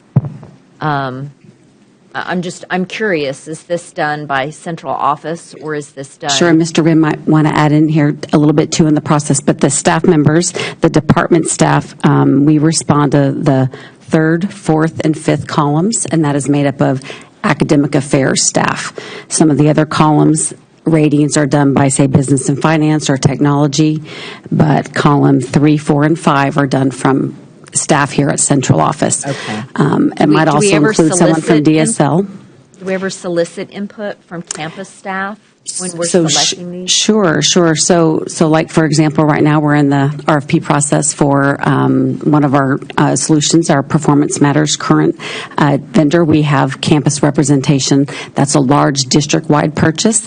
This list is, again, if it meets our criteria, campuses or district could purchase. So we don't have teachers or, but DSL and academic affairs staff would be a part of approving these items. And then my final question, and I'm sorry, staff has explained this to me before, but we have some folks, vendors, and their reputation score is a 0.5, and how do we derive at that, and why are some vendors so low? I don't know if Mr. Gwynn wants to answer that, but that's the second column. I believe the second column. The second one, yes. And that's based on when we receive references. The company gives us references. We check with other districts. And if someone scores a low score like 0.5, maybe they didn't have 5, recommendations. So maybe they didn't get back to us. But a low score would mean we did not receive back recommendations from other school districts on them. Okay. And that is a correct statement. It in essence means that when we sent out the surveys to receive responses back, there was not one return for that specific vendor. And so they receive a 0 on the points rather than us making any reasonable guess of what it is. Generally, what we would recommend is there is a section on there where it points to the district, our district's previous experience with the vendor. Right. And one that is low there would be more of concern than other districts, because typically, because of the size of these, we've had some interaction with vendors. Okay. Thank you, Mr. Gwynn. Thank you, Dr. Lawson. All right, thank you, Ms. Hannon. That concludes that item. We'll move on to item C, review the purchase of feedback and customer service solutions for schools from K-12 Insight Technology and Communication Services, otherwise known as K-12 Insight, under a cooperative contract with Omnia Partners in an amount not to exceed $192,800, and authorization for the superintendent to negotiate and execute the agreements through June 30th of 2024. Mrs. Hannon. I asked this question, and I know it didn't get pushed out to everyone. That's why I'm asking it, because you mentioned in the memo that there is a Let's Talk Bullying component to this, and I was just not aware of that. And I know that I do get frequent stories from parents about bullying, and so I'm just I think I looked it up, and it's been in place for quite a good number of years. So I do think it would be interesting to have some data, but if somebody could just let us know, like how we are communicating that to our students and our parents so they know that that is an option that they can use? Certainly. Yes, it has been in place for quite a number of years. We've been engaging with K-12 since 2013. Not certain that that's exactly when the button specific for bullying reporting was activated, but it has been in place for quite a while. The Department of Student Affairs has that information listed on their website. It's also included in the Student Code of Conduct and the Parent Handbook. And then each year, the campus behavior coordinators, or CBCs, on campuses are trained and reminded, and they alert teachers and students to that way of reporting through K-12. What the Department of Student Affairs shared with me this afternoon is that typically what comes through K-12 for bullying reporting is more the anonymous reports, because it gives that vehicle for reporting anonymously. Most often those reports go directly, not the K-12 ones, but bullying reporting goes directly to the campus administrators or directly to student affairs, and then they work with the campuses. With the K-12 Insight bullying, that does go directly to the campuses for investigation, but the Department of Student Affairs staff does review those and help to support or provide assistance when needed for investigating. As far as the analytics to quantify the number that come through K-12, I've requested that from our communications team. They're the ones that have that reporting in it, so I don't have those numbers here with me today. But as I said, there are a number of ways of reporting bullying, and what they do see in terms of trends in student affairs is that those are most often the anonymous reports that come forward through K-12. Is it easy to access for students? Would any in the students, technology world with Fort Bend ISD in their public-facing platforms, is it easy to find for them? It is. It is on the Student Affairs website, and it's called out in the title, Reporting Bullying and Prevention of Bullying, and it takes you directly to that link as well as other ways that can be reported. Okay, but does the average student know where to find that? Do they know to go to the Student Affairs page? I can't answer that. I guess, and I don't mean to put you on the spot. I'm just thinking that it sounds like a good tool, but if kids don't know where to find it, if it's not in their normal daily repertoire of, Schoology and how they log into textbooks and those kinds of things, they might not know where it is. So I guess that's just, I guess it's just a request that, is it friendly enough for people to find? For students. It's pretty intuitive at that website, and then, as I said, in the Student Code of Conduct, it's linked, as well as the Parent Handbook. There's a link as well. And staff is, every year we go through the legal updates course, and the campus administrators are reminded. CBCs have a one-time training that with the housekeeping type things in the summer, but then they have job embedded and continuous information that comes from student affairs, and they're reminded to work with students. So I can't answer. I don't know. Okay. What a student would say. When I saw it, I was just curious because I know mental health and challenges that kids face, and I was just thinking the ease of use. So if suicide prevention and bullying and, we have something was something. you got it? So, yeah, it's not that, but, it's interesting because it sounds like we have different avenues to accomplish the same thing, whether you go from A to B one way or another way, take a left, take a right, hang here. So, and when you mentioned, though, do we know about it? Do the kids know about it? So we were in a safety meeting, and post the safety meeting, I spoke to someone because it sounded like what she was asking for is already in existence. And so I said, hey, do you have the app? And said yes. And then I went and showed her, and clearly she had never seen it. And so we have this app, and I don't know if anyone can see that, but yeah, it's really bad. Okay. So there's a See Something, Share Something app that we already have. And as you open it, it has on there bullying as the very first thing. And there are icons: bullying, dating violence, fight, suspicious activity, suicide prevention, vandalism, child abuse, drugs, human trafficking, suspicious package, threat, or weapons. And a kid can have that on their phone and click bullying really quickly. They can choose to share information or not to share their name or not to share it, whether they want to be anonymous, and it goes straight to the Fort Bend ISD Police Department, which then it would be redirected accordingly and routed, whether it goes to the principal or to student affairs. whatever kind of investigation, depending on what is communicated. They can put images in there, the whole 9 yards. And to your point, Ms. Malone, thank you for that. On the back of the ID badges for our students, there is a QR code there that will take them straight to what Ms. Malone was describing. Okay. And I do have some data from Student Affairs. In the 2021 school year, there were 377 completed investigations about reported bullying, and 181 of those cases were concluded and determined to be either bullying or harassment. Just for kind of a frame of reference, 377 were reported in last year. So to know how many are accessing. Thank you, Ms. Malone and Ms. Martinez, for helping me. No, you bet. And tell everyone to download the app. Okay. Because this really can make a difference. Okay. Thank you. I do want to add one thing. I'm so sorry. I'm getting text messages from folks to let me know that each one of the campus homepages also has a link to the bullying reporting. Okay, thank you for that. Is there any other questions regarding the Let's Talk? Nope. Moving on. Excuse me.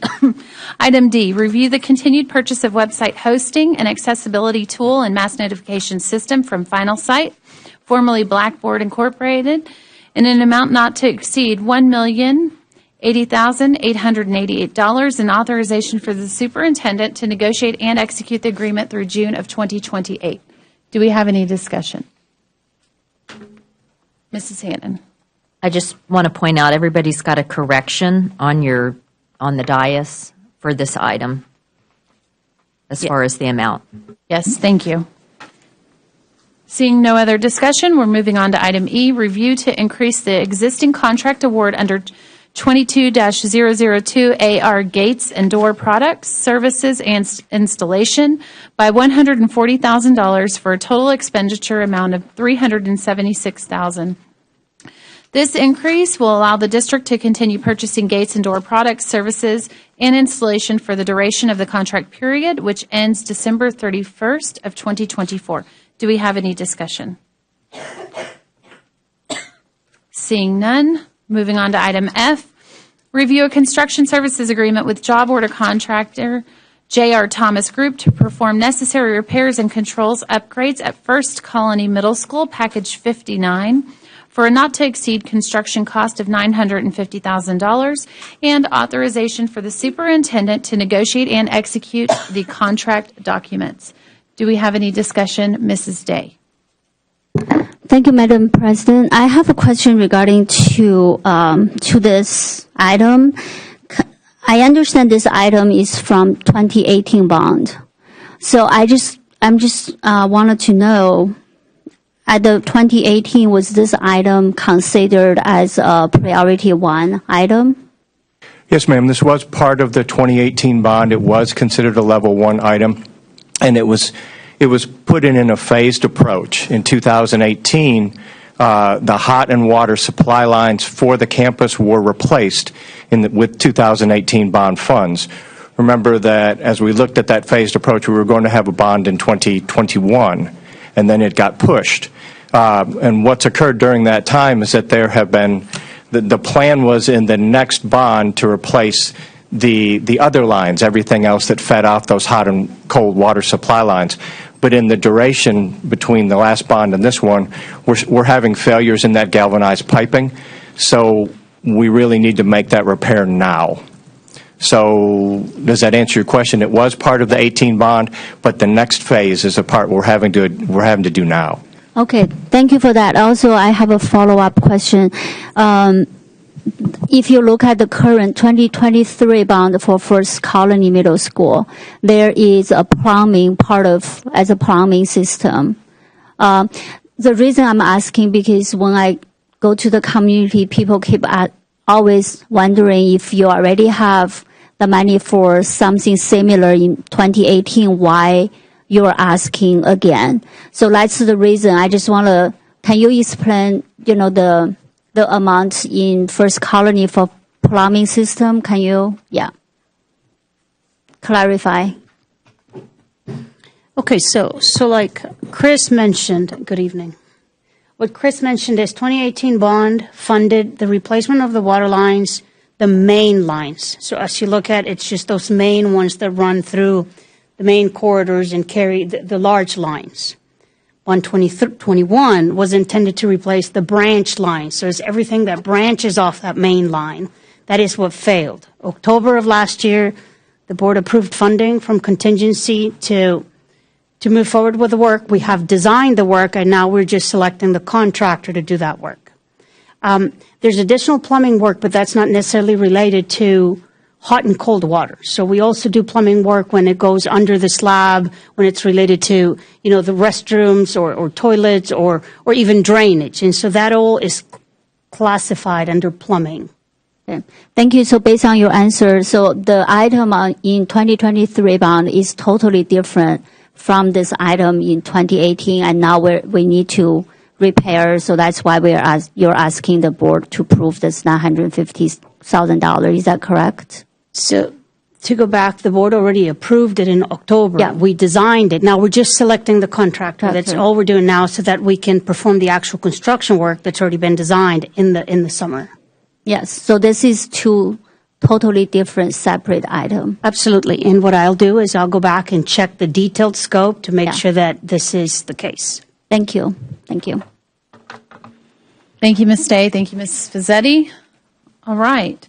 Moving on to item G, review the purchase of athletic media services through the Central Texas Purchasing Alliance contract from Vipe Media in an amount not to exceed $234,850 and authorization for the superintendent to negotiate and execute the agreement through April of 2026. Mr. Hamilton, please. Yes, ma'am. Just wanted to state that I think Vibe's doing a great job.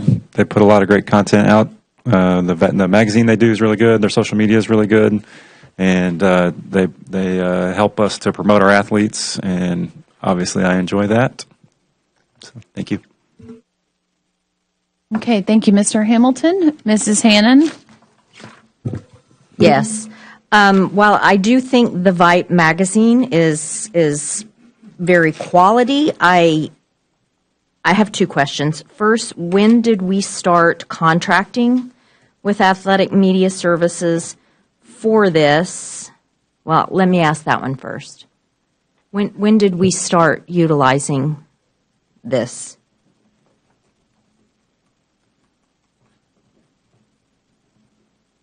Good evening. Yes, 2 years ago we started using this vendor. Okay. And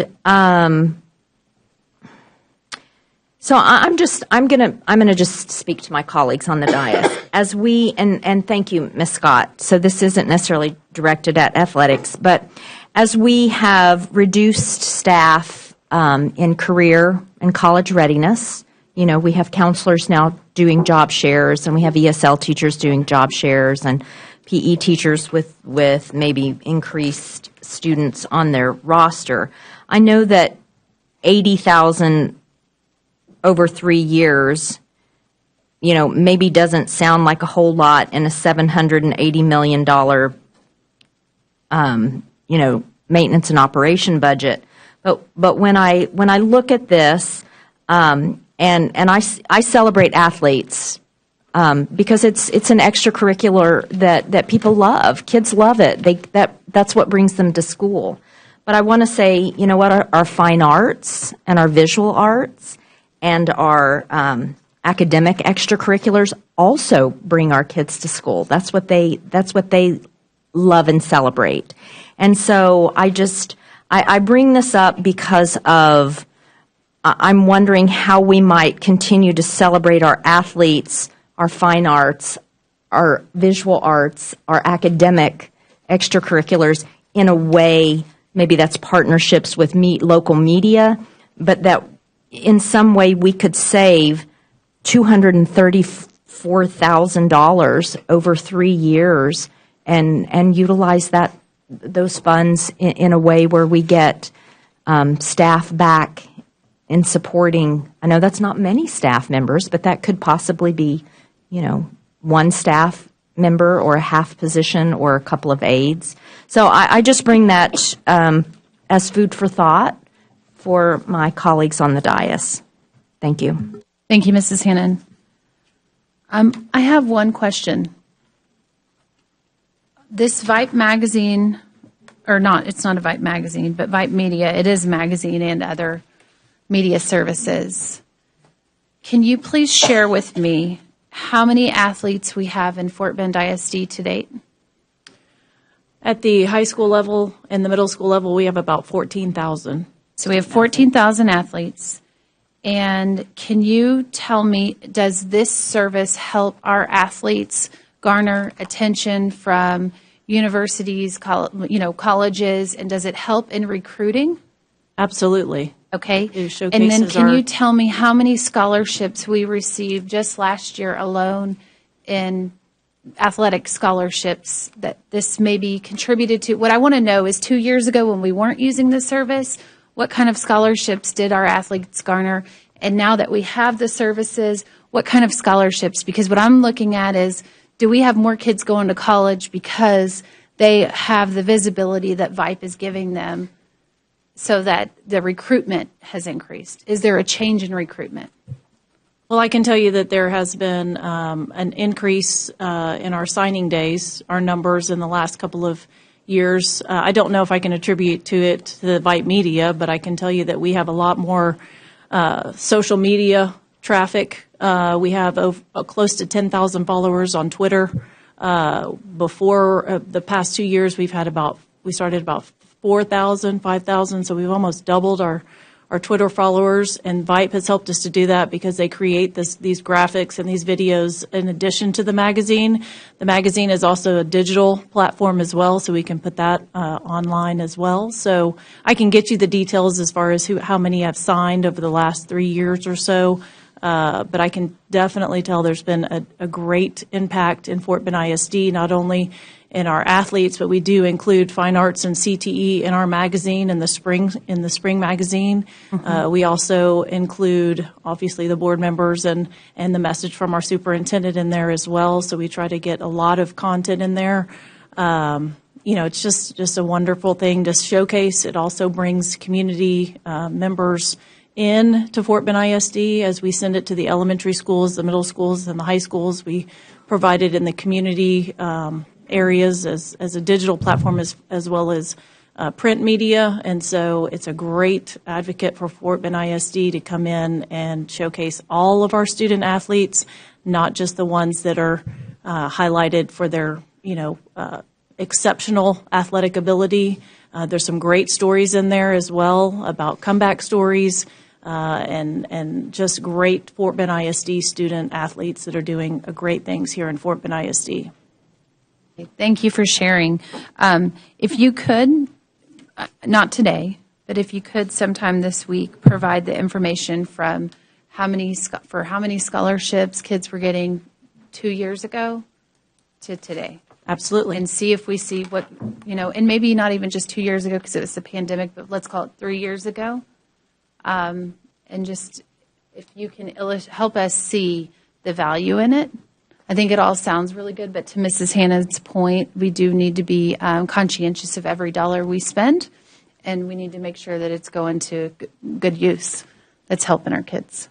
So thank you very much for that. Ms. Day. Thank you, Madam President. I just want to follow Ms. Hannah's point. How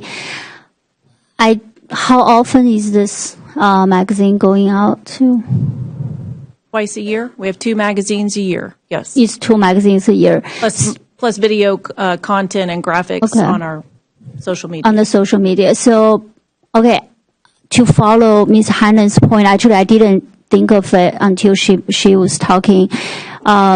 Is there something, like we have a lot of talented students in Fort Bend ISD. Do you think, is there something our student can do? Basically, they also can recognize our great athletes and also using their own talents. I'm not saying that they couldn't. I'm just saying there's a lot of content that has to be grasped in a shorter period of time. If you think about it, we're highlighting all the sports at all the high schools over the course of the year and in 2 editions. And so it's a lot of content. There's a lot of articles. There's a lot of pictures. We have a photo shoot where we have professional VIPE employees that come out and do the photo shoot, which again, the kids love. It's like being at, signing day or being at a recruitment day on a college campus. So it really ignites them, and it's every student athlete from every program, not just, like I said, the elite programs in our district. And so we're spotlighting all of those kids. Okay, so basically the in-house option probably is not an option. Okay. Not at this Okay. time. However, Not this, okay. and I would like to share that this Vibe magazine is also offered to partner with some of our CTE students who want to maybe go into that field, and they could be partners with it on it, but I don't think at this point that we could totally do the same type of publication at that high of a quality in-house. So this amount here include everything related, or there's any personnel cost on top of this? This is the cost. The cost. Okay, thank you. Thank you. Thank you, Ms. Malone. Thank you, Mrs. Day. Mr. Garcia. And maybe something that gives everybody some perspective. If we were to probably hire somebody full-time, I imagine it would cost more than the $234,000, because you're looking at $80,000 annually, and that's not going to cover somebody to do this type of work, especially one person to cover all of those sports and do all of those things and all of those posts, even going into CTE, into some of the fine arts. So, and I'd like to see that information too on the scholarships. But we definitely, there's opportunity beyond high school, and this is a great way to, like I said, highlight the students. And a lot of these students may be in fine arts programs, or they may be in some other extracurriculars outside of sports, and that just it enhances their resume when applying to colleges. So I definitely support it. So thank you. Thank you, Mr. Garcia. Dr. Gilliam. Just very quick, I definitely do support having this media. I know several young men and women in our district that when they are highlighted, that is the world. And I know what it does for, as far as who they are, and for the school, for their parents, and just to get the confidence in the sport that they have, that they're working on. So I definitely, I would like to see also the data. I think that would be great. I think coming out with those scholarships, it's definitely going to show how worth this program is. Thank you. Thank you, Dr. Gilliam. All right. Looks like we're moving on to item H, review the purchase of fine arts consultant and clinician services and authorization for the superintendent to negotiate and execute the agreements through January of 2028. And I think this is that same item where we're just adding additional clinicians. So I don't believe we'll have discussion, but is there any discussion? Nope. Yeehaw. Moving on to I. Review construction services agreement with job order contractor E-Contractors to perform the necessary underground storm and sanitary leak repairs under Package 5 for a not to exceed amount of $650,000 and authorization for the superintendent to negotiate and execute or terminate the agreements. Do we have any discussion? Nobody wants to discuss sanitary leak repairs? Okay, Mrs. Day. She's taking the bait. Yeah, yes. I don't want to particularly discuss that, but I have a question regarding to the package. So I'm looking at this chart on page, my book 75. So basically, I just want to make sure my understanding is correct. So this package is basically $5.7 million. And then the $650,000 was part of the package, and then we're just using that money addressing the problem that we don't want to talk about. Sanitary leaks. Apparently, you get paid a lot of money to do sanitary leaks. Yeah. You need to add it into CTE. Right. So this is package 5, which is actually Manton Elementary School. The whole package was $5.7 million because it had to do with the additions at Manton. So that's why you see that large amount in the overall package. But so within this package, we have money to, we utilize funds to investigate the foundation issues that we have. So we've done hydrostatic testing, we've done survey, we've done coring to really dig deep into the foundation issues for Matin as the concrete continues to heave. So you've seen cracks in the building, you've seen movement.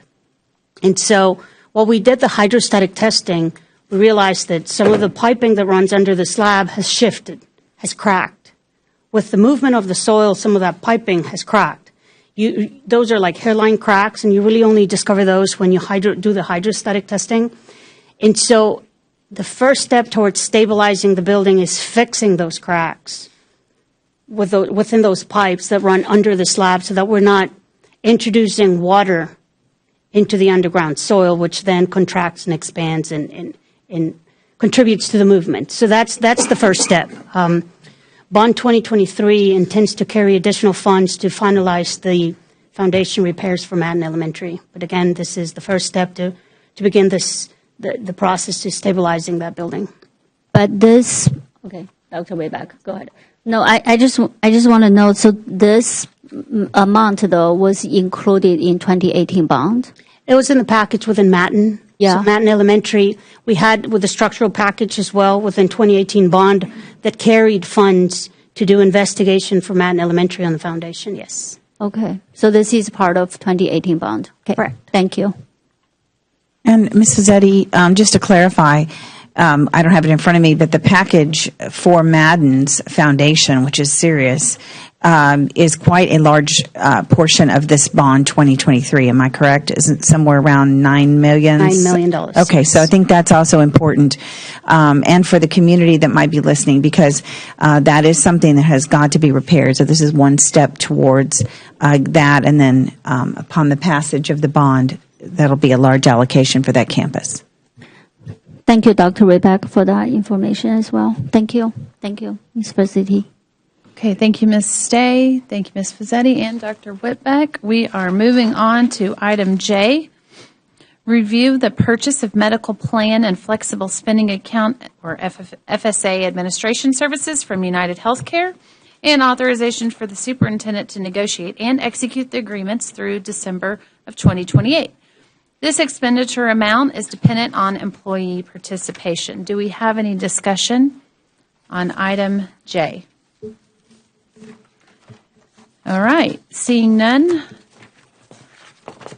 that concludes our review section.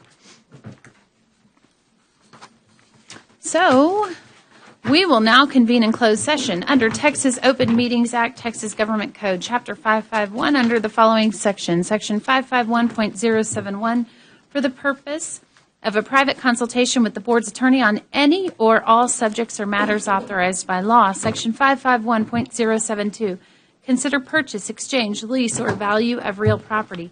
Section 551.074, personnel matters. Section 551.076, security matters. Section 551.082, student discipline matter or complaint, or Section 551.0821, personally identifiable information about a public school student. The time is 7:55 p.m., and we are now convened in closed session.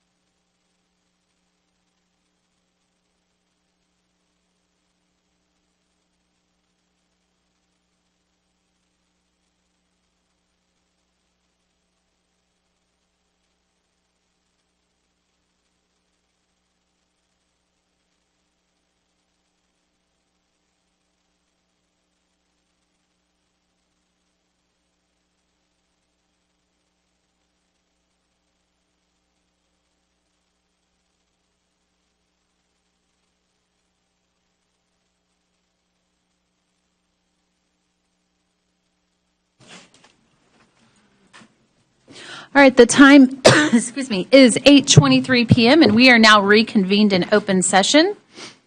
There are actions to consider from closed session items. I'm going to call for motions. Do we have any motions? Yes, Mrs. Malone. I move the Board of Trustees approve Behavior Network as a non-public day and residential facility and authorize the superintendent to negotiate and execute an agreement with Behavior Network for the placement of CP in furtherance of the agreement in TEA docket number 045-SE-1022. Second. We have a motion by Mrs. Hannon. We have a second by Mr. Garcia. Please vote.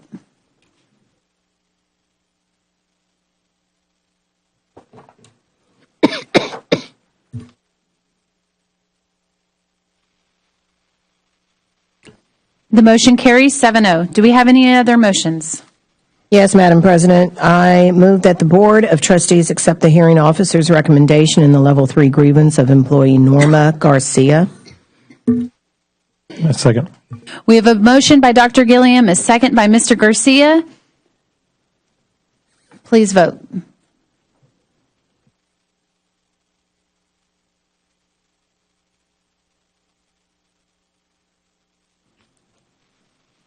The motion carries 6-1. Moving on to action items, we have item A, consideration and approval of the 2023-24 annual professional learning plan. Do we have any discussion? Mrs. Hannon. Yes, thank you. So I asked this question a bit earlier, but I want some clarification where the learning plan says job embedded. And there are several that say job embedded. And the one I am asking specifically about is the literary, is it literary achievement? Well, we call them the Texas Reading Academies in layman's term. And so I just want to fully understand, I know you said that there's a bit of a stipend given. I just want to be clear because it's a lot of training. How much is actually job embedded? How much is the stipend?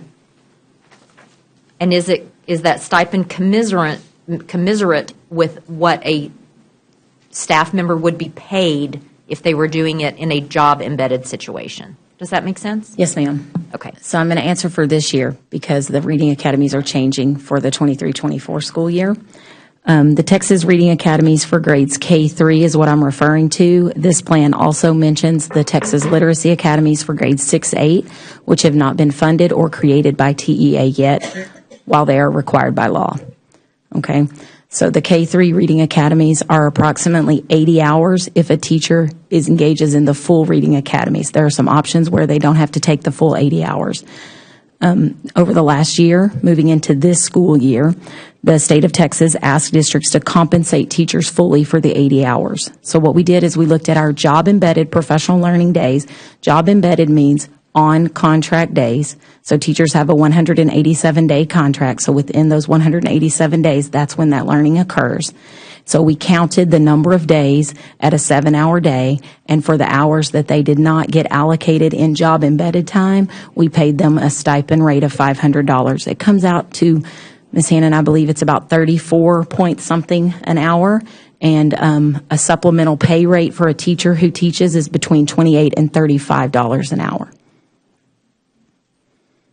Now, okay, so Ms. Williams, though, wouldn't it be correct that as we analyzed feedback last year, didn't we add more time for them to complete those during those professional development dedicated days than what was done the year before? Absolutely. So we gave them a little bit more time that would be, I guess you'd say, our time as opposed to their time to be able to do it. So the entire day of campus that. professional learning is allocated to a person in Texas Reading Academies under the blended 80-hour model. Okay, there are other models. Right. So if a teacher is STR certified, the Science of Teaching Reading, if they have that certification coming to us, it's a 40-hour transition, and it's called comprehensive. That's done in a coaching model. So they might have a substitute to do the learning, and then they would have a staff member there doing a coaching cycle 5 times, working with them to implement. That's the STR model. The other comprehensive model is 60 hours, and it's in the same manner, where there's a substitute or they're learning on the days that are allocated for professional development, and then they have coaches there side by side with them on campus. Okay, thank you for that explanation. So I just want to add on to that. So, for instance, strategies for establishing and maintaining positive relationships among students with conflict resolution. That's also job embedded. So many of these are job embedded. So, for instance, if I'm a literacy I have to do the required Reading Academy training, and my job embedded staff development is consumed by this one very large requirement for K-3 teachers, how am I getting all of these other required job embedded trainings done? So there would be multiple pathways. I would have to call on Pilar Westbrook exactly for that training, but there would be multiple pathways. You might be doing it in a faculty meeting. You might be asked to do it before or after school on your contract days. And where it says optional, that would be offered if it was determined that you needed additional support. So you might decide yourself to go to an optional class before or after school. Okay. Or in the summer. Okay. I just want to make sure that the teachers that are having to do this, and they're also required to be, for instance, have to do the GT Nature and Needs. I guess that's that one specifically is for counselors, but the initial 30 hours, so that's a compliance training. I'm just really concerned about potentially about the number of hours that teachers have to commit to in those K-3 because of mandated requirements. And so I just wanted to better understand that before I vote to approve that, because we're stretching some people mighty thin, and it's a concern to me. We have had significantly positive feedback related to the Reading Academy model this year. We have not received the same negative feedback that we did, as Dr. Whitbeck mentioned, before we made the modification in the models that we have. That's great news. That's good news. Okay, thank you. Yes, ma'am. Okay, great questions, Mrs. Hannon. Mrs. Day. Thank you, Madam President. Thank you, Ms. Hannon. Actually, I really agree with Ms. Hannon, and I have big concerns about the hours the teachers have to spend on the training, because I do understand some of the trainings are required by law, and some of the trainings listed here is required by the district. Is that correct? Every training in this document is required by law, Ms. Day. Every training is by state law, because I saw there's a column saying, in my book, there's different ones. There's required training was defined by district priorities. And then there's compliance training that is required by law. So, yes, ma'am, but the strategies for establishing, I'm going to use that one as the example, the one that Ms. Hannon used. Yeah. It's listed under required training because there's an opportunity for teachers to attain that training in the summer. But when you look at the clearinghouse, which the board is required to review annually, that is a training that is required by Senate Bill 1267 in the 86th legislature. So that is required by law for teachers to have ongoing training related to how to maintain and establish positive relationships. Now, some of that, Ms. Day, comes in Campus PD Week. It's part of what principals do with their PBIS system annually. So it isn't an additional thing outside the school day, but it could be in the summer, as in this summer. We have choice for teachers who may want additional support related to that as one of their professional growth opportunities. So, just to confirm, are you telling me every single training in here was required by the law from the state? I'm telling you that it is either part of Senate Bill 1267 or the TASB school district recommendations for training. Yes, ma'am.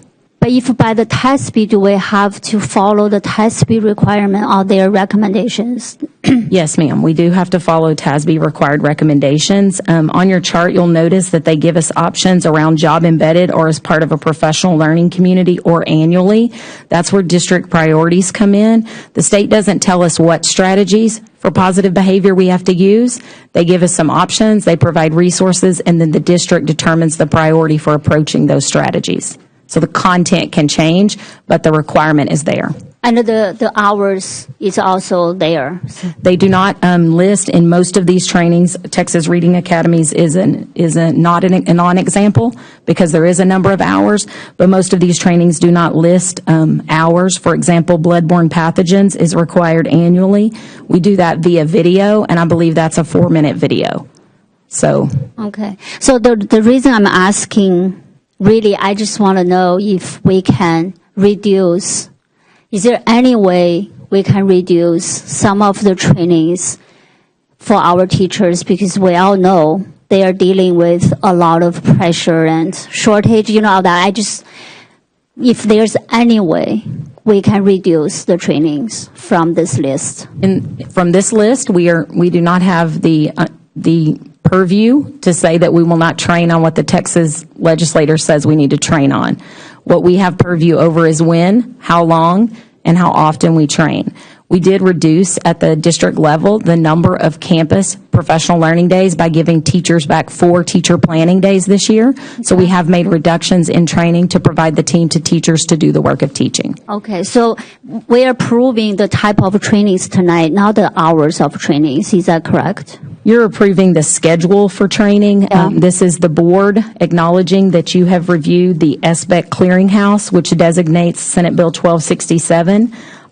Connected to that, and that was a link in your board agenda item, connected to that are the other TASB trainings, and what we wanted you to see is all that comprehensive list here and when it may occur for teachers. That's what you're approving.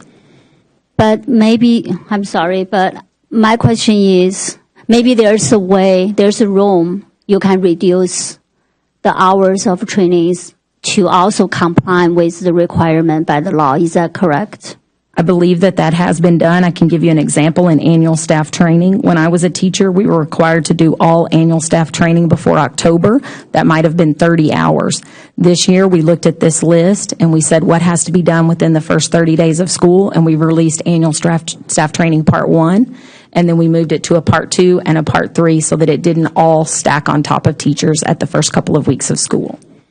But they still need the 30 hours. Is that correct? Well, the 30 hours was how much those videos were when I was a teacher. It could have changed now, the number of hours. Yes, ma'am. Okay, so basically you're telling me this is the minimum we can, we have to require teacher to do all this training. Is that I have to trust you on that because I'm not an expert on this. So I just... Yes, ma'am. I'm sorry. It's okay. It's a fair question to ask. My team has vetted. Not only have they vetted every line on this clearinghouse, they've met with every department in academic affairs, our police chief, some of our custodial staff to find out what is the training, and we are starting to document all of the training that every staff member has. And so, yes, ma'am, I believe this to be required by law. Okay, thank you for that. So I hope the teachers understand all the staff is put all the effort together to help them to reduce their, unnecessary training. So thank you for that. Yes, ma'am. Thank you, Mrs. Day. Mr. Hamilton. Thank you, Madam President. So just to kind of restate a slightly different way, so it sounds like what you're saying is the only way for us to reduce the burden within the purview of this item, the burden on our teachers, would be from legislative relief. Well, yes, sir, and you would need to address a specific area. For example, some of the training is related to safety, the UIL training that coaches go through for CPR. So if the board wanted to pursue the state not requiring that for coaches, that would be something you could do. But you have listed by line item what it is and why it's required by law. Okay. I would like... outside of now, if you do have any feedback of kind of staff recommendations of things that you think are maybe well intended but not essential, so that we could pass that along to our legislators and ask them to reduce the burden on teachers, because I think they understand the situation with teachers that we're under right now. So then one other question. So I know Mrs. Hannon asked this, but can you just help me understand a little bit better so some of this is, I guess, expected within the contract compensation, but some of it is compensated. Can you help me understand the distinction there? So all training is expected within the teacher contract. The Texas Reading Academies, as part of the state's revision to that, they require districts to pay teachers for the hours, to compensate teachers. So there are two ways to compensate teachers. One is to put it within their normal school day or their contract time, and the other is to pay supplemental pay. And so what we did is we combined a mix of that, because, if you took 80 and multiplied it by 30 and then multiplied it by 1,200 teachers, the price would be very significant. And so we tried to focus on where could they use the time they're already at school, giving them those job embedded days to do that. And then how, can you tell me how the compensation works when we do compensate it? And so teachers receive a schedule based on the number of hours per module and the number of semesters, and then we have points in the year where we pay out on that stipend based upon if they've completed that number of modules. Okay. That's the easiest way to explain it. Thank you, Mr. Hamilton, and Mr. Garcia. Thank you, Madam President. I'd like to echo my colleagues, Trustee Day and Trustee Hamilton. I know that what is required by the state is required by the state, and I know that just in general, a lot of the trainings may seem redundant. And in my head, we're teachers, we're custodians, we're police officers. As teachers, you're also expected to be healthcare professionals. You're also expected to be security guards, babysitters. So all the additional trainings, and this isn't really anything for anybody to address. It's more just statement comments. I think when I look at the state of public education in the state of Texas, and then I look at the push for vouchers, charter schools, and all these things, and what I see and what I've seen over the last, and I went to private school from kindergarten through 5th grade, and then I went to public school at 6th grade, probably the worst experience of my life, going all the way through, graduation. I just never, going in, it was very, very hard, very challenging for me. And then when graduating, getting out. But I've had a very amazing experience with my kids, all here at Fort Bend ISD, which is the reason why I'm sitting up here today. But what I've noticed over the years, getting into the education profession myself, and then my wife being in the industry for so long, is there's very much a component at the state level where they're just out of touch. So we wonder what is going on with the crisis and the teacher shortage. Well, gee, I wonder. And this is probably a good example of one of those reasons why. And I sit back to myself and I'm like, we're doing this to ourselves. So we're trying to push kids out of public school to go to private school. We're trying to get kids to go away from public school to go into charter schools, because charter schools are, whatever. I mean, and I'm all for, if you want to take your child to a different school, I'm all for it. I'm all for the competition. I think it keeps us in check. It keeps us accountable. And we're trying to do things to run with those punches. But when I go back and I see $90 increase for the basic allotment, it irritates me. And I think hopefully, and I have faith, I think hopefully that at the end of the day when they say $90 per child, plus this, plus a little bit more for this, and then maybe it'll add up, and then we'll be in a much better place. But I think the solution is simple, but I just think they just have a hard time grasping it, because we're looking at a situation where we're creating our own crisis in essence. And then when the governor put together the task force on why there's such a big teacher shortage, but originally I don't think there was any teachers on that task force. Well, so I was like, well, what are we doing? So I thank you for all that y'all are doing, and I understand, and I thank Trustee Day and Hamilton, everybody on the dais, because we all are very passionate about, and this is one of the things I'm probably the most passionate about. So I'm sitting there baking while y'all are talking, so I just felt the need to kind of get that out there and just let y'all know thank y'all, and I want to say thank you to all the teachers, all the staff, custodians, principals, administrators. I know it's hard, and but we're I think everybody's doing the best that they can. So thank you all very much. All right, thank you, Mr. Garcia. Dr. Gilliam. And I'm going to give it a different point of view very quickly. I agree with everyone in what they said. And I think we need to go all the way back to our third grade conversation that we had about reading. And so if our children are not doing certain things, then the state is going to look to see what we need to do in order to prepare our teachers so our students can read. And I definitely don't want it to come about that I feel that it has to be this. And I think what happened is it is something in order for us to start focusing on literacy. So that's really all I have to say. I wish we could do something totally different. I wish that we could give serious stipends in order to do all of this. And maybe one day we will. Maybe one day we will. So I'm in agreement, but at the same time, we protest what is happening to our students in third and fourth grade, where we know that there are many, many students who need comprehensive, they need deep, deep instruction. And our teachers are receiving that instruction, and it weighs heavy. It weighs heavy. But again, I truly understand. All right. Thank you, Dr. Gilliam.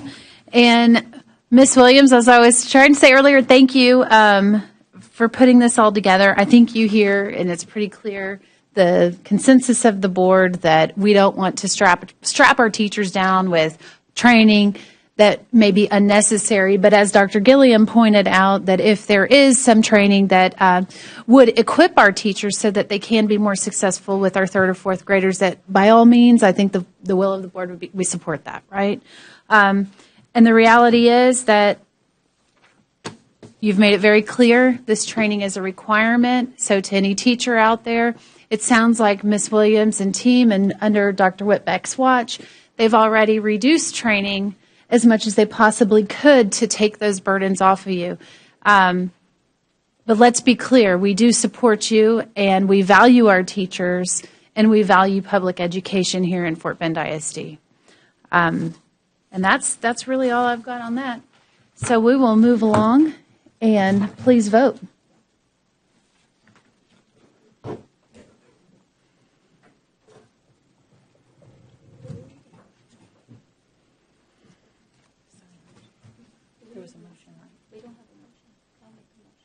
I thought we had a motion at the beginning. No, we didn't. Oh, okay. Madam President. Negative motion. Yeah. Madam President, I move the board to approve administration's recommendation of the 2023-2024 annual professional learning plan. Second. We have a motion by Mrs. Day, a second by Mrs. Hannon. Please vote.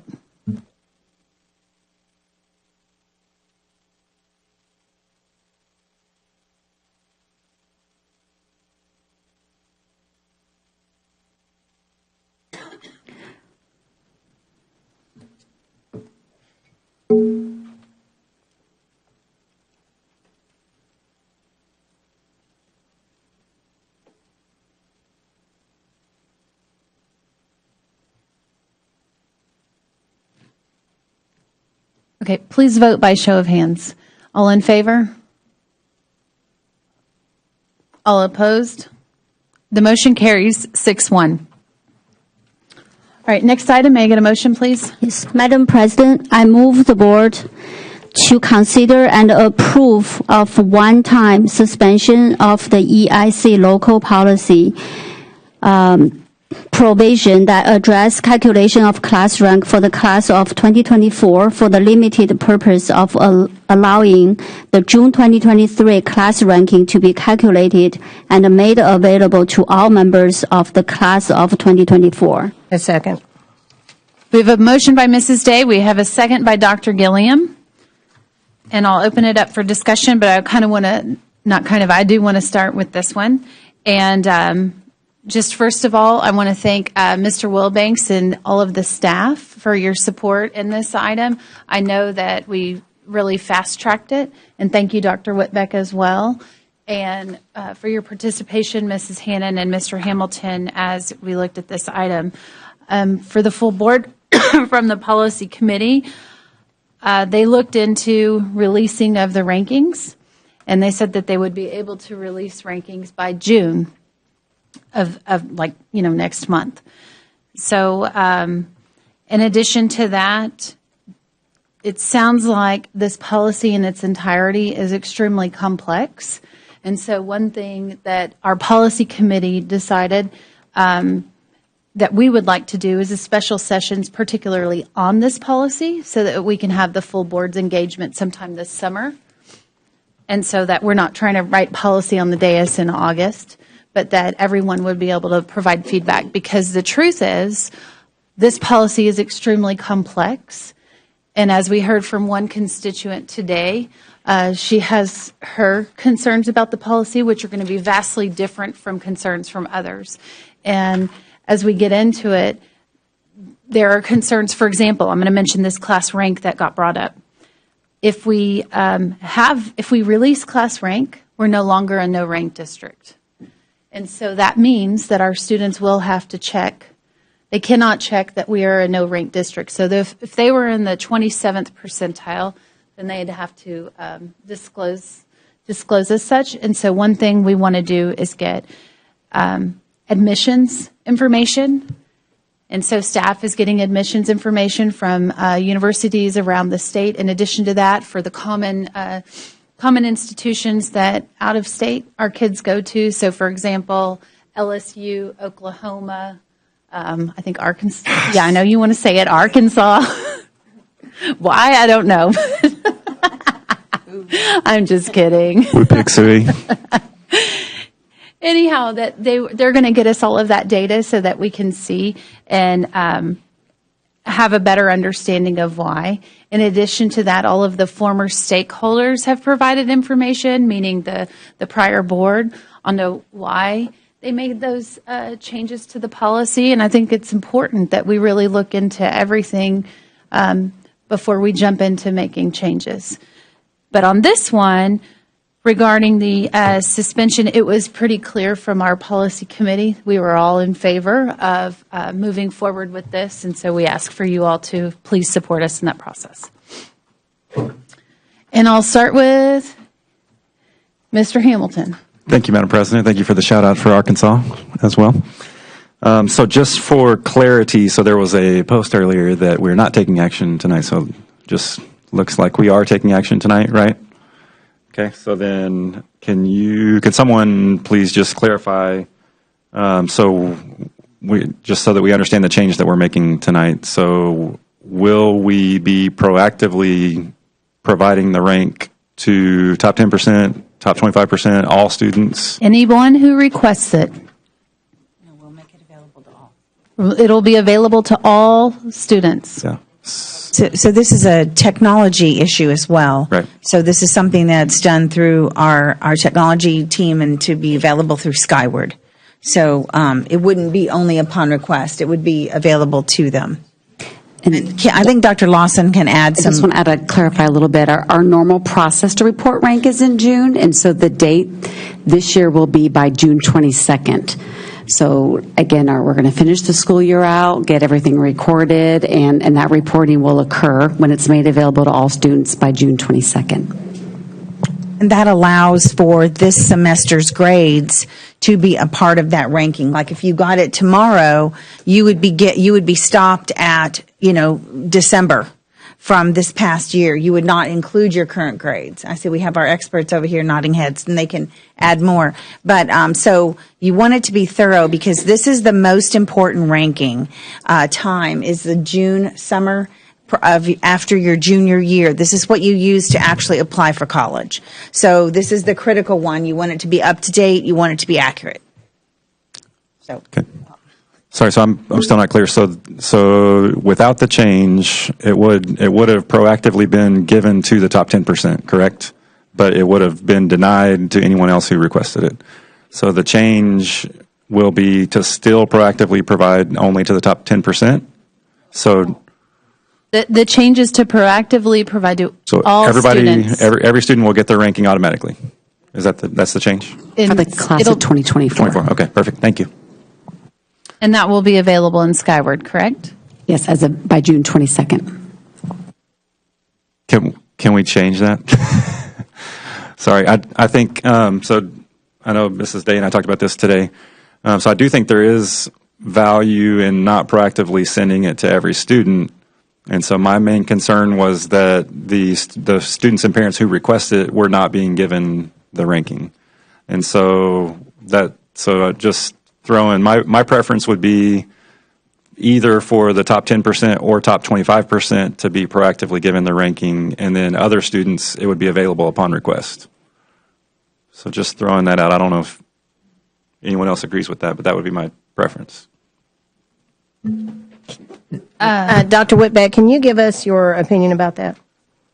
And the reasoning, share the reasoning, please, on why it's. Well, I think this originally was discussed from everything that our experts have said. This was tied to social emotional issues, to the stress, the pressure that's on certain kids. And it depends on where you are. Again, this is a very child-dependent issue. If you're at the 20th percentile, you really want to know, because that may make a difference. If you're at the 50th percentile, it may not matter, and you may not really care. But then again, you might. Just depends. And so, I think that there's no perfect answer because it is child dependent. We used to rank and give it to all the students. Traditionally, I would say most districts do, although there are districts that have moved away from it to create more of a holistic review of the child at the university level. But we're also working on getting feedback from universities, how they feel about that. Are they really looking at the whole child? We've gotten some mixed feedback already. So, I mean, I think the team would need to go back to why. But what it seems as though the outcry that I think you all have received and that I've received is that more kids want it than probably don't. But here's where your decision is challenging. If you give it to the students, as Ms. Malone mentioned, the children cannot check the box that says that the district does not rank. So therefore, they will have to submit that number, even if it's at the 72nd percentile. They have to submit that number. See, now you could go with a quartile system. You could do all of that. But if you want something now, then you can temporarily suspend it, give the class of 24 their rank, and then work on the policy and decide, do you want it from then on to be top 10% and then by quarter? KDISD has moved to that recently. You could do, a variety of things. So I think that's just where the workshop's going to be really helpful to show you, okay, here's different ways of thinking. Here's what other districts are doing. Here's what the universities are telling us. So I think it's got to be a deeper dive than just a conversation on the dais. But the kids that we're talking to, I think most of them just feel like, good or bad, it's mine, and I'd like to know. That's kind of the typical response. Also, if I may add, is that the top 25% is going to be calculated outside of Skyward. It is not automatically calculated in, whereas in June, it will be all calculated and presented in Skyward. All right. I say maybe I was misspoken. Turn it on. Just for clarification, so rank will be run the same way it was run after the December holiday, after the first semester. So it will be run in a different way based on the zoning versus attending campus. So that's a consistent piece that will happen in June as well, because that's still in policy. And then I do want to share, since I got up, that we are hearing from students just this past week. Dr. Lawson, myself, Kobe, heard from some students who did not. They asked, can you please just not give any of us our rank? So I want to actually share that, because that's what they asked. Not every student asked that.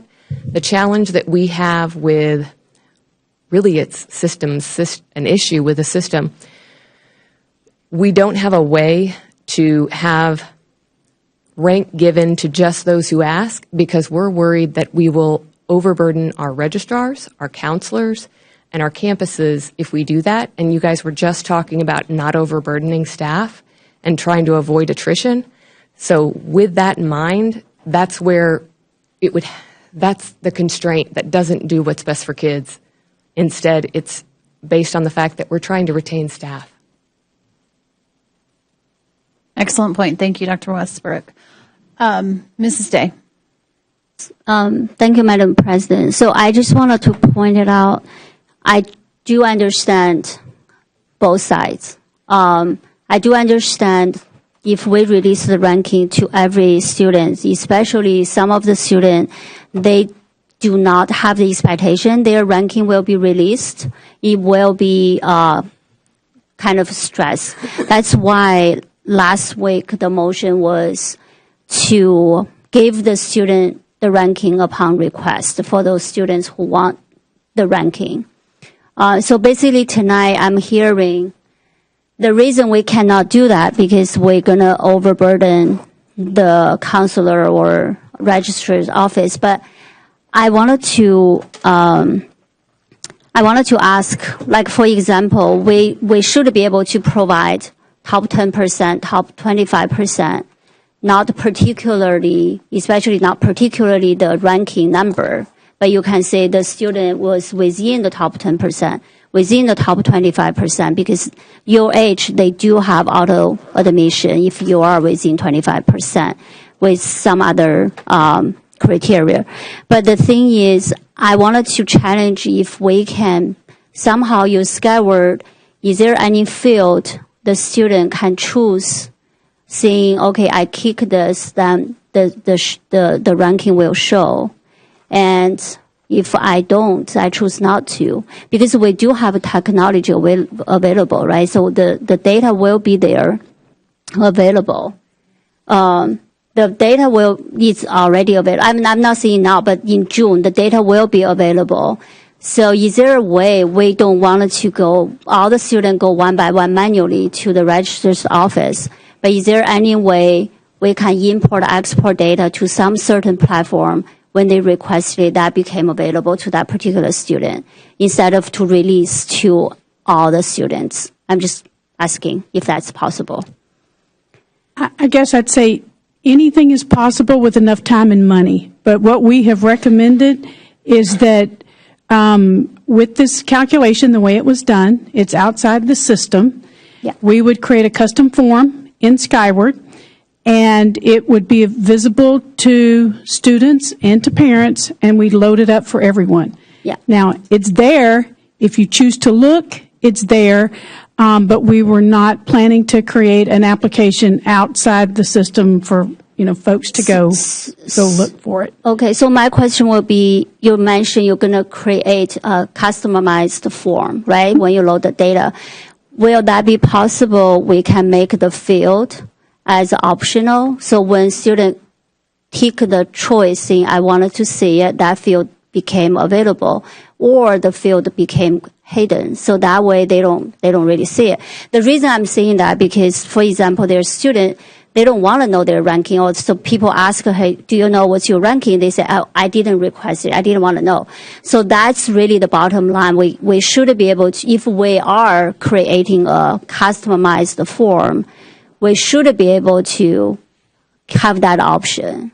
Well, when we talk about a customized form, we're dealing within the realm and the parameters of what Skyward allows us to do. It's not like it's a custom web app where I could, say if you want to see it, click it, show it. I don't have that functionality available in Skyward to do that. And we believe that it belongs in Skyward because Skyward is a system of record of all students. And so we're just kind of dealing with the parameters of what we can do. We do a lot with custom forms, but it is, here's the form, here's the data, and you can select yes or no, on answering, different questions. But I don't have that hidden button functionality in there. I understand. Thank you for, I didn't mean to put you on the spot, actually, because when I read this motion, I didn't realize the action item is said made available to all members. I didn't realize it was releasing to all the students, right? So that's why I'm asking if that's possible with technology. We still, to June, if there's any way we can make that happen, because I understand it's the best for the student, but it's probably a lot more work for the staff. But I'm just wondering from IT, if we can make that happen, that's probably we have the best from both sides. So, Ms. Day, we asked that in policy. Yeah. Because we wanted it as requested as well. Okay. And the hardship was the technology component on how it could be done and the limitations that we currently face, especially with trying to deliver by June. I understand that. So, okay, so if you're seeing the Skyward, I just want to put out there and see maybe, because the only recommendation I have is originally we also talked about not voting on this tonight, and we could postpone this motion to the next board meeting and give it any additional time. From my hunch, I don't think it'll make a difference in the application or change, but who knows, maybe there's...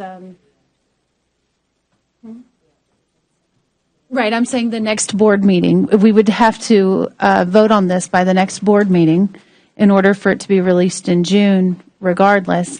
But if there's a possibility, like you're saying, could they find a solution between now and then? That's the only thing that would buy us that time to change this motion currently from what it states, if there was another solution. I'd like to interject because two things I think are critical.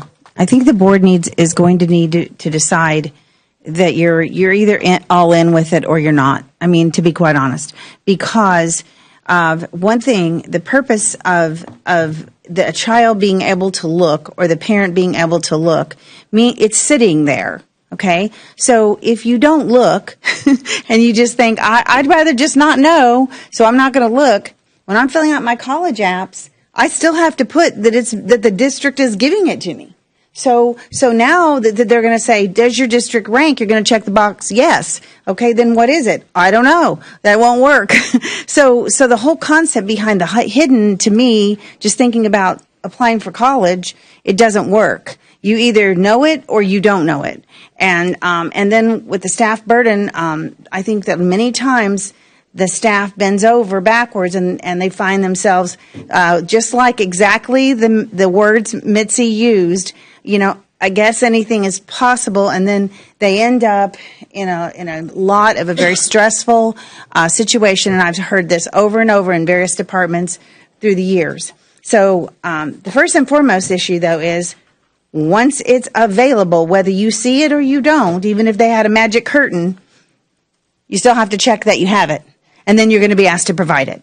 So it does not help any child going on to college. Well, to do that. Technically, the policy states we're do not rank currently. Yeah. But in August, once we change it, if we were to change it, then absolutely. Right now, it's almost like they get... Yeah. All right. Mr. Garcia. Well, so this is 2020, class of 2024, so I get that. And I know we talked about eventually upgrading Skywards. I don't know if this would allow functionality to display on, I don't know, so we'll have to look at that. But I was curious, top 10%, some schools automatically accept. What are some of the thresholds on what do the universities automatically accept? If it goes up to top 25, why don't we just release top 25% and then be done with it? And then we're not a ranked district. So I don't know but I don't know what a lot of the universities are doing, because I think in general that's kind of what I was hearing. So when people say I need to know my rank, but if there's not a single university that doesn't automatically accept past top 25%, then at that point it's like, what difference does it make anyway? But then you get in that same argument. Well, what if I'm 27, 28%? I'm trying to get there and I don't know. So, can y'all comment on that? If we were to just do the top 25, and then you don't have to list that we're a ranked district, and that would sort of, I'm just thinking out loud, or it's either all or nothing. That's what it sounds like. So we were kind of going back and forth discussing briefly.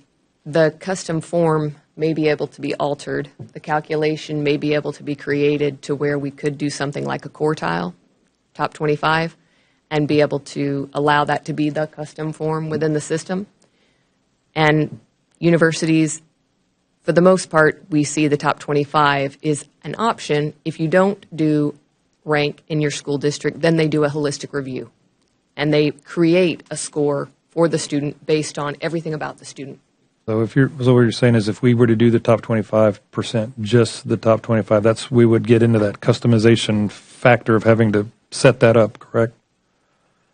Well, we'd have to alter, I guess I'm speaking to if we decided not to give every single student their rank and instead we gave the quartile rank, then we would be giving essentially, are you top 25? And then we'd have to decide, are we going to give anything beyond that?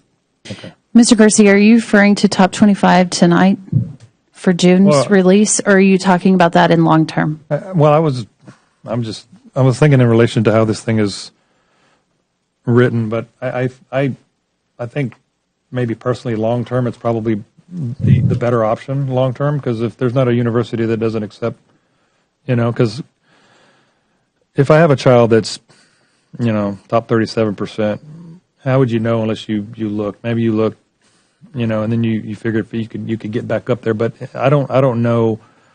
And me just thinking out loud, if we're trying to get the universities to accept the whole child, but universities are still doing rank, then we kind of getting in that dilemma. Either you do, you don't, and then more and more universities are. But I think until that happens, I personally think that the option is probably the top 25%. But at this point, if we're trying to just give it to the students that are asking for it now, then the only thing that we can do, and this is a one-time, as I understand it, this is a one-time thing. So that's not to say that we do it just open it up for everybody for this one time and let them get it, and then we go back and say, okay, if we can do top 25%, then maybe that's what we look at. Yes, sir. So the reason we want to have a deep dive workshop is to discuss all of those things about whether it's 25 or not. And honestly, Rick, or Mr. Garcia, depending on who you talk to, you get a different answer. Right. That everybody has an opinion, and they're wide and far between.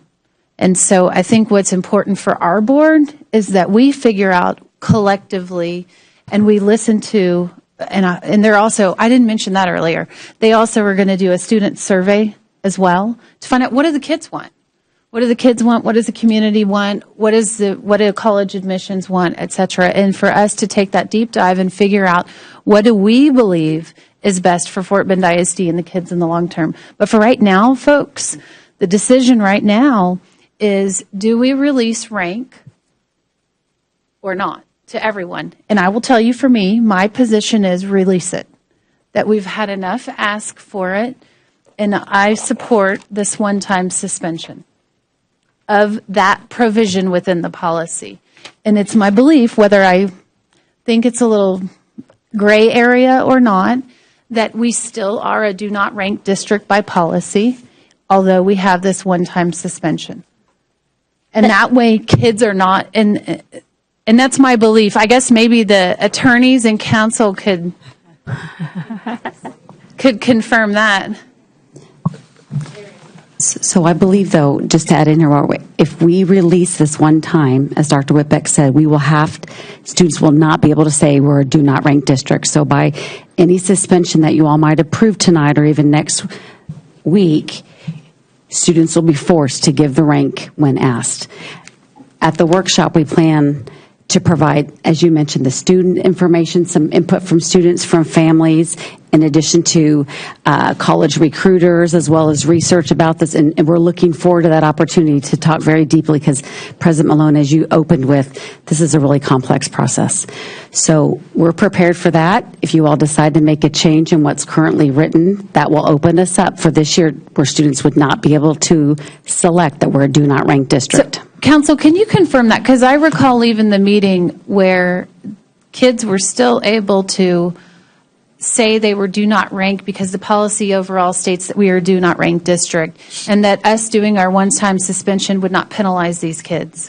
So but essentially what I'm hearing now is that that's not the case. That's not the case. And oh, mercy. My conclusion is that when you pass a motion similar to what's written here, what you are doing is you are effectively changing your policy for those students this year. Now, we did discuss during the committee if we were to go to you only announce quartile. For example, if you If you didn't rank, if you didn't release like you're number 7, but you were in the top 25%, that perhaps you could walk down that line of saying perhaps that's not. You could still check the box. You're not a ranking district. That's still questionable. And so there was some discussion there, but our conclusion is ultimately, if you pass a motion here, you are changing your policy for those students who of the class of 2024. Oh, dear. Mrs. Hannon. Thank you, Mrs. Malone. I will yield a moment to Dr. Gilliam, if that's okay, and then I'll come back. I promise I won't be long. Okay, so that was my hesitation the last time, is that I really didn't understand. We went with one motion, and then it passed, and then we discussed it, and then another motion came. And that motion, there was so many words in there that is what I thought we were going to now. And that was, are we ready to go there yet? Because I felt that we were working to have more conversation, and that's where this was. But in the motion last week, basically now we have to come through and say yes or no. Am I correct on that? Did I understand that? Well, the motion last week had immediate action. Immediate for the action. Policy committee to Okay. take immediate action in reviewing the release of class ranks. Okay. And so now we're here, and we're deciding whether or not we're going to do this. Yes, ma'am. Okay. And I think that first motion was that we were going to come and discuss it before we even had the motion to do one or the other. I may be wrong, but that's the way that I understood it, and that's all I have to say. Thank you. Ms. Malone, I just want to confirm, the motion last week was not saying take immediate action to release the class rank. It's the immediately action to ask the superintendent to work with the policy committee to consider to release the rank, not to take the action. Because based upon your request, we changed that word, adding the word review. So it's not to take action to release the ranking. And also there's a word upon request, upon student request. That was the motion. So basically today, so last week I provided a hard copy to every single board member. And before we came back to the open session, I was not able to provide a copy to everyone. So I only provided 2 copies to Ms. Malone and to Mr. Garcia to review before we come out there, because I can't violate TOMA. So, but the motion is, upon change, the final motion we voted on is to review, to consider to review the ranking release. But I just want to clarify. Yeah.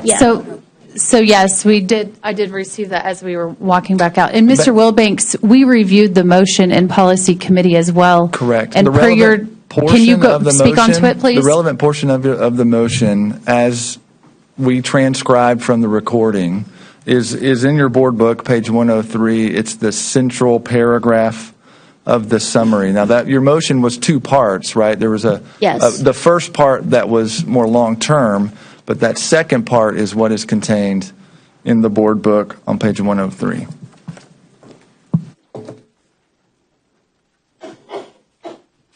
Yeah, so there's a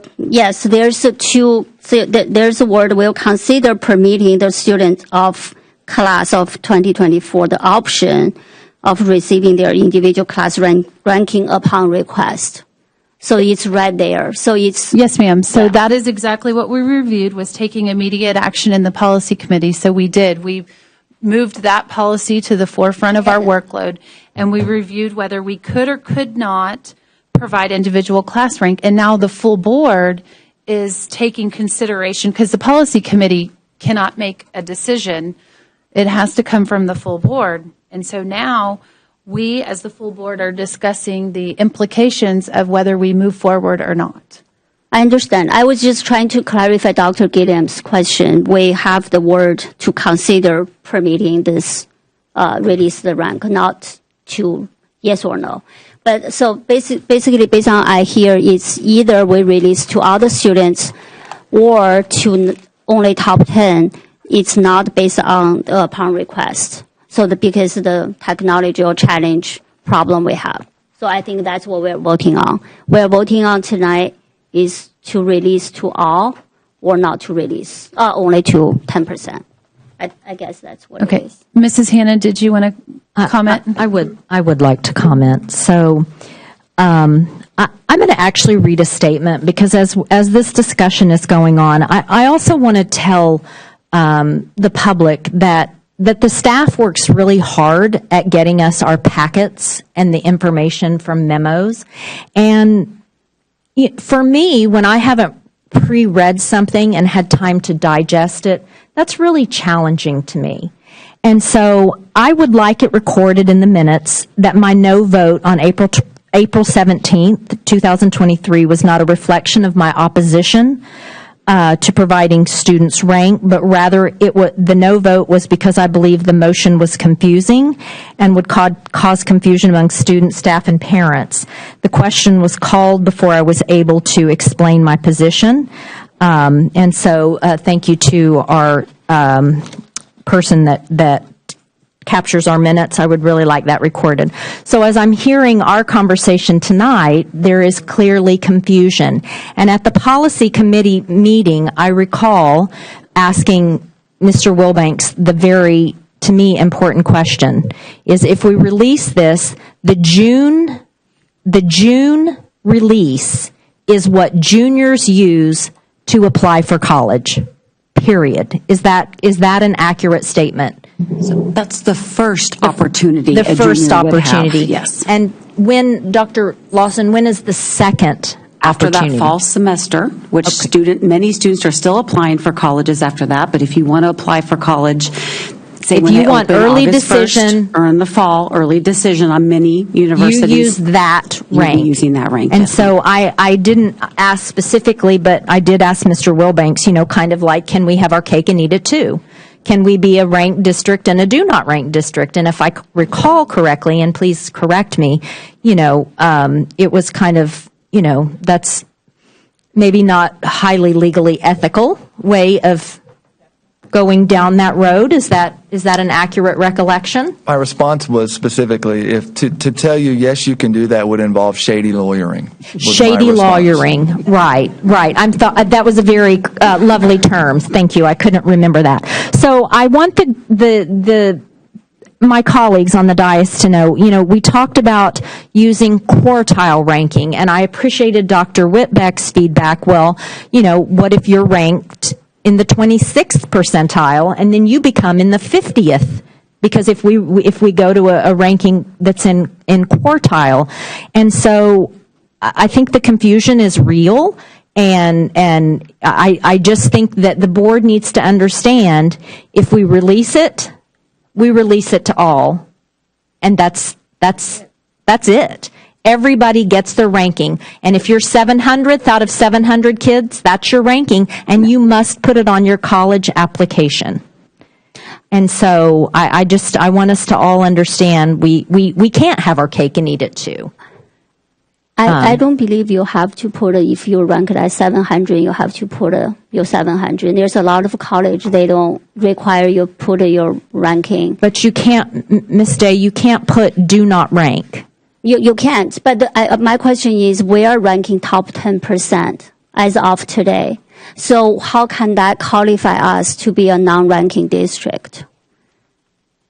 We are ranking top 10%, and also we give everyone that's the Texas required Education by Code law, for the top 10%. So if we change to top 25%, then our district became a ranked district. Is that correct? Yes. Yeah, but in order for students who want auto admission to UH, we need to do top 25%. So that's been stated in the boardroom. That's part of our research that we want to provide to you when working with the college recruiters, and is making sure we have accurate information. And I can't verify that myself, but that again is a part of why we want to dig deep this summer with you all. Thank you. It is on UH website. I did confirm that, but now I understand. I think we can. I have my questions answered. Thank you.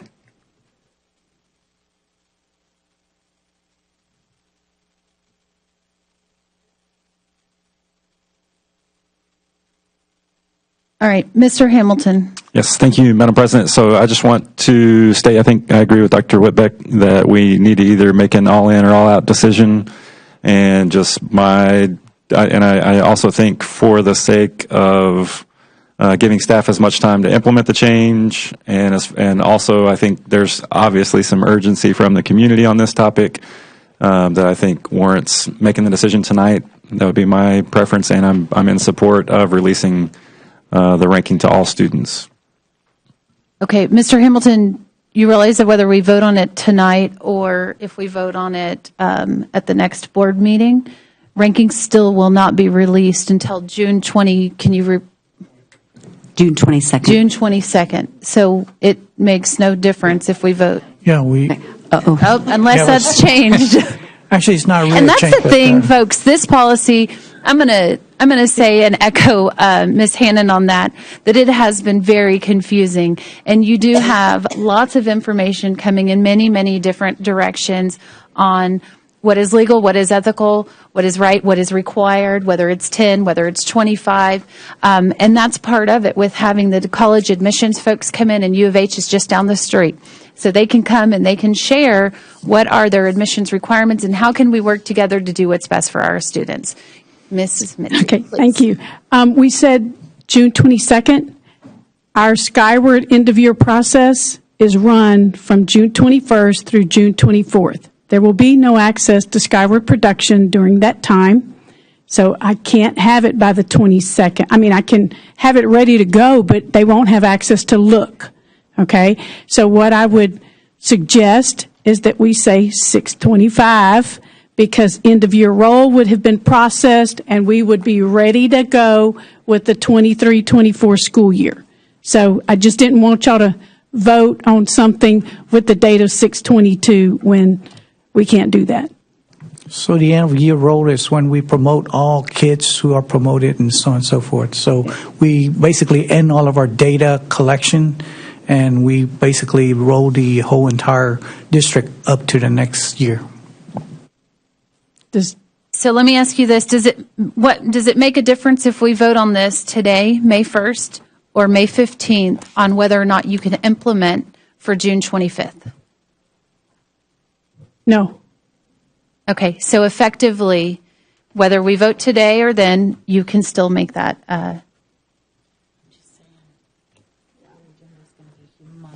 Okay.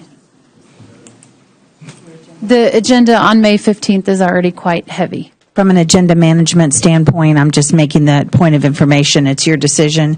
We'll do whatever you want. But with the installation, I mean, the election of officers, the new board, all of the things that have to happen on that date as well, there's just going to be a lengthy meeting.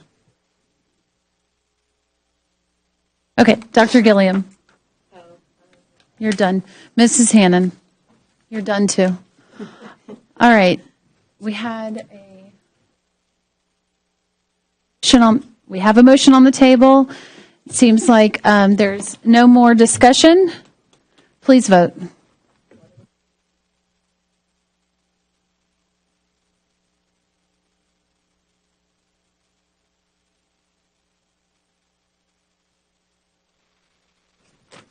All right, the motion carries 7-0.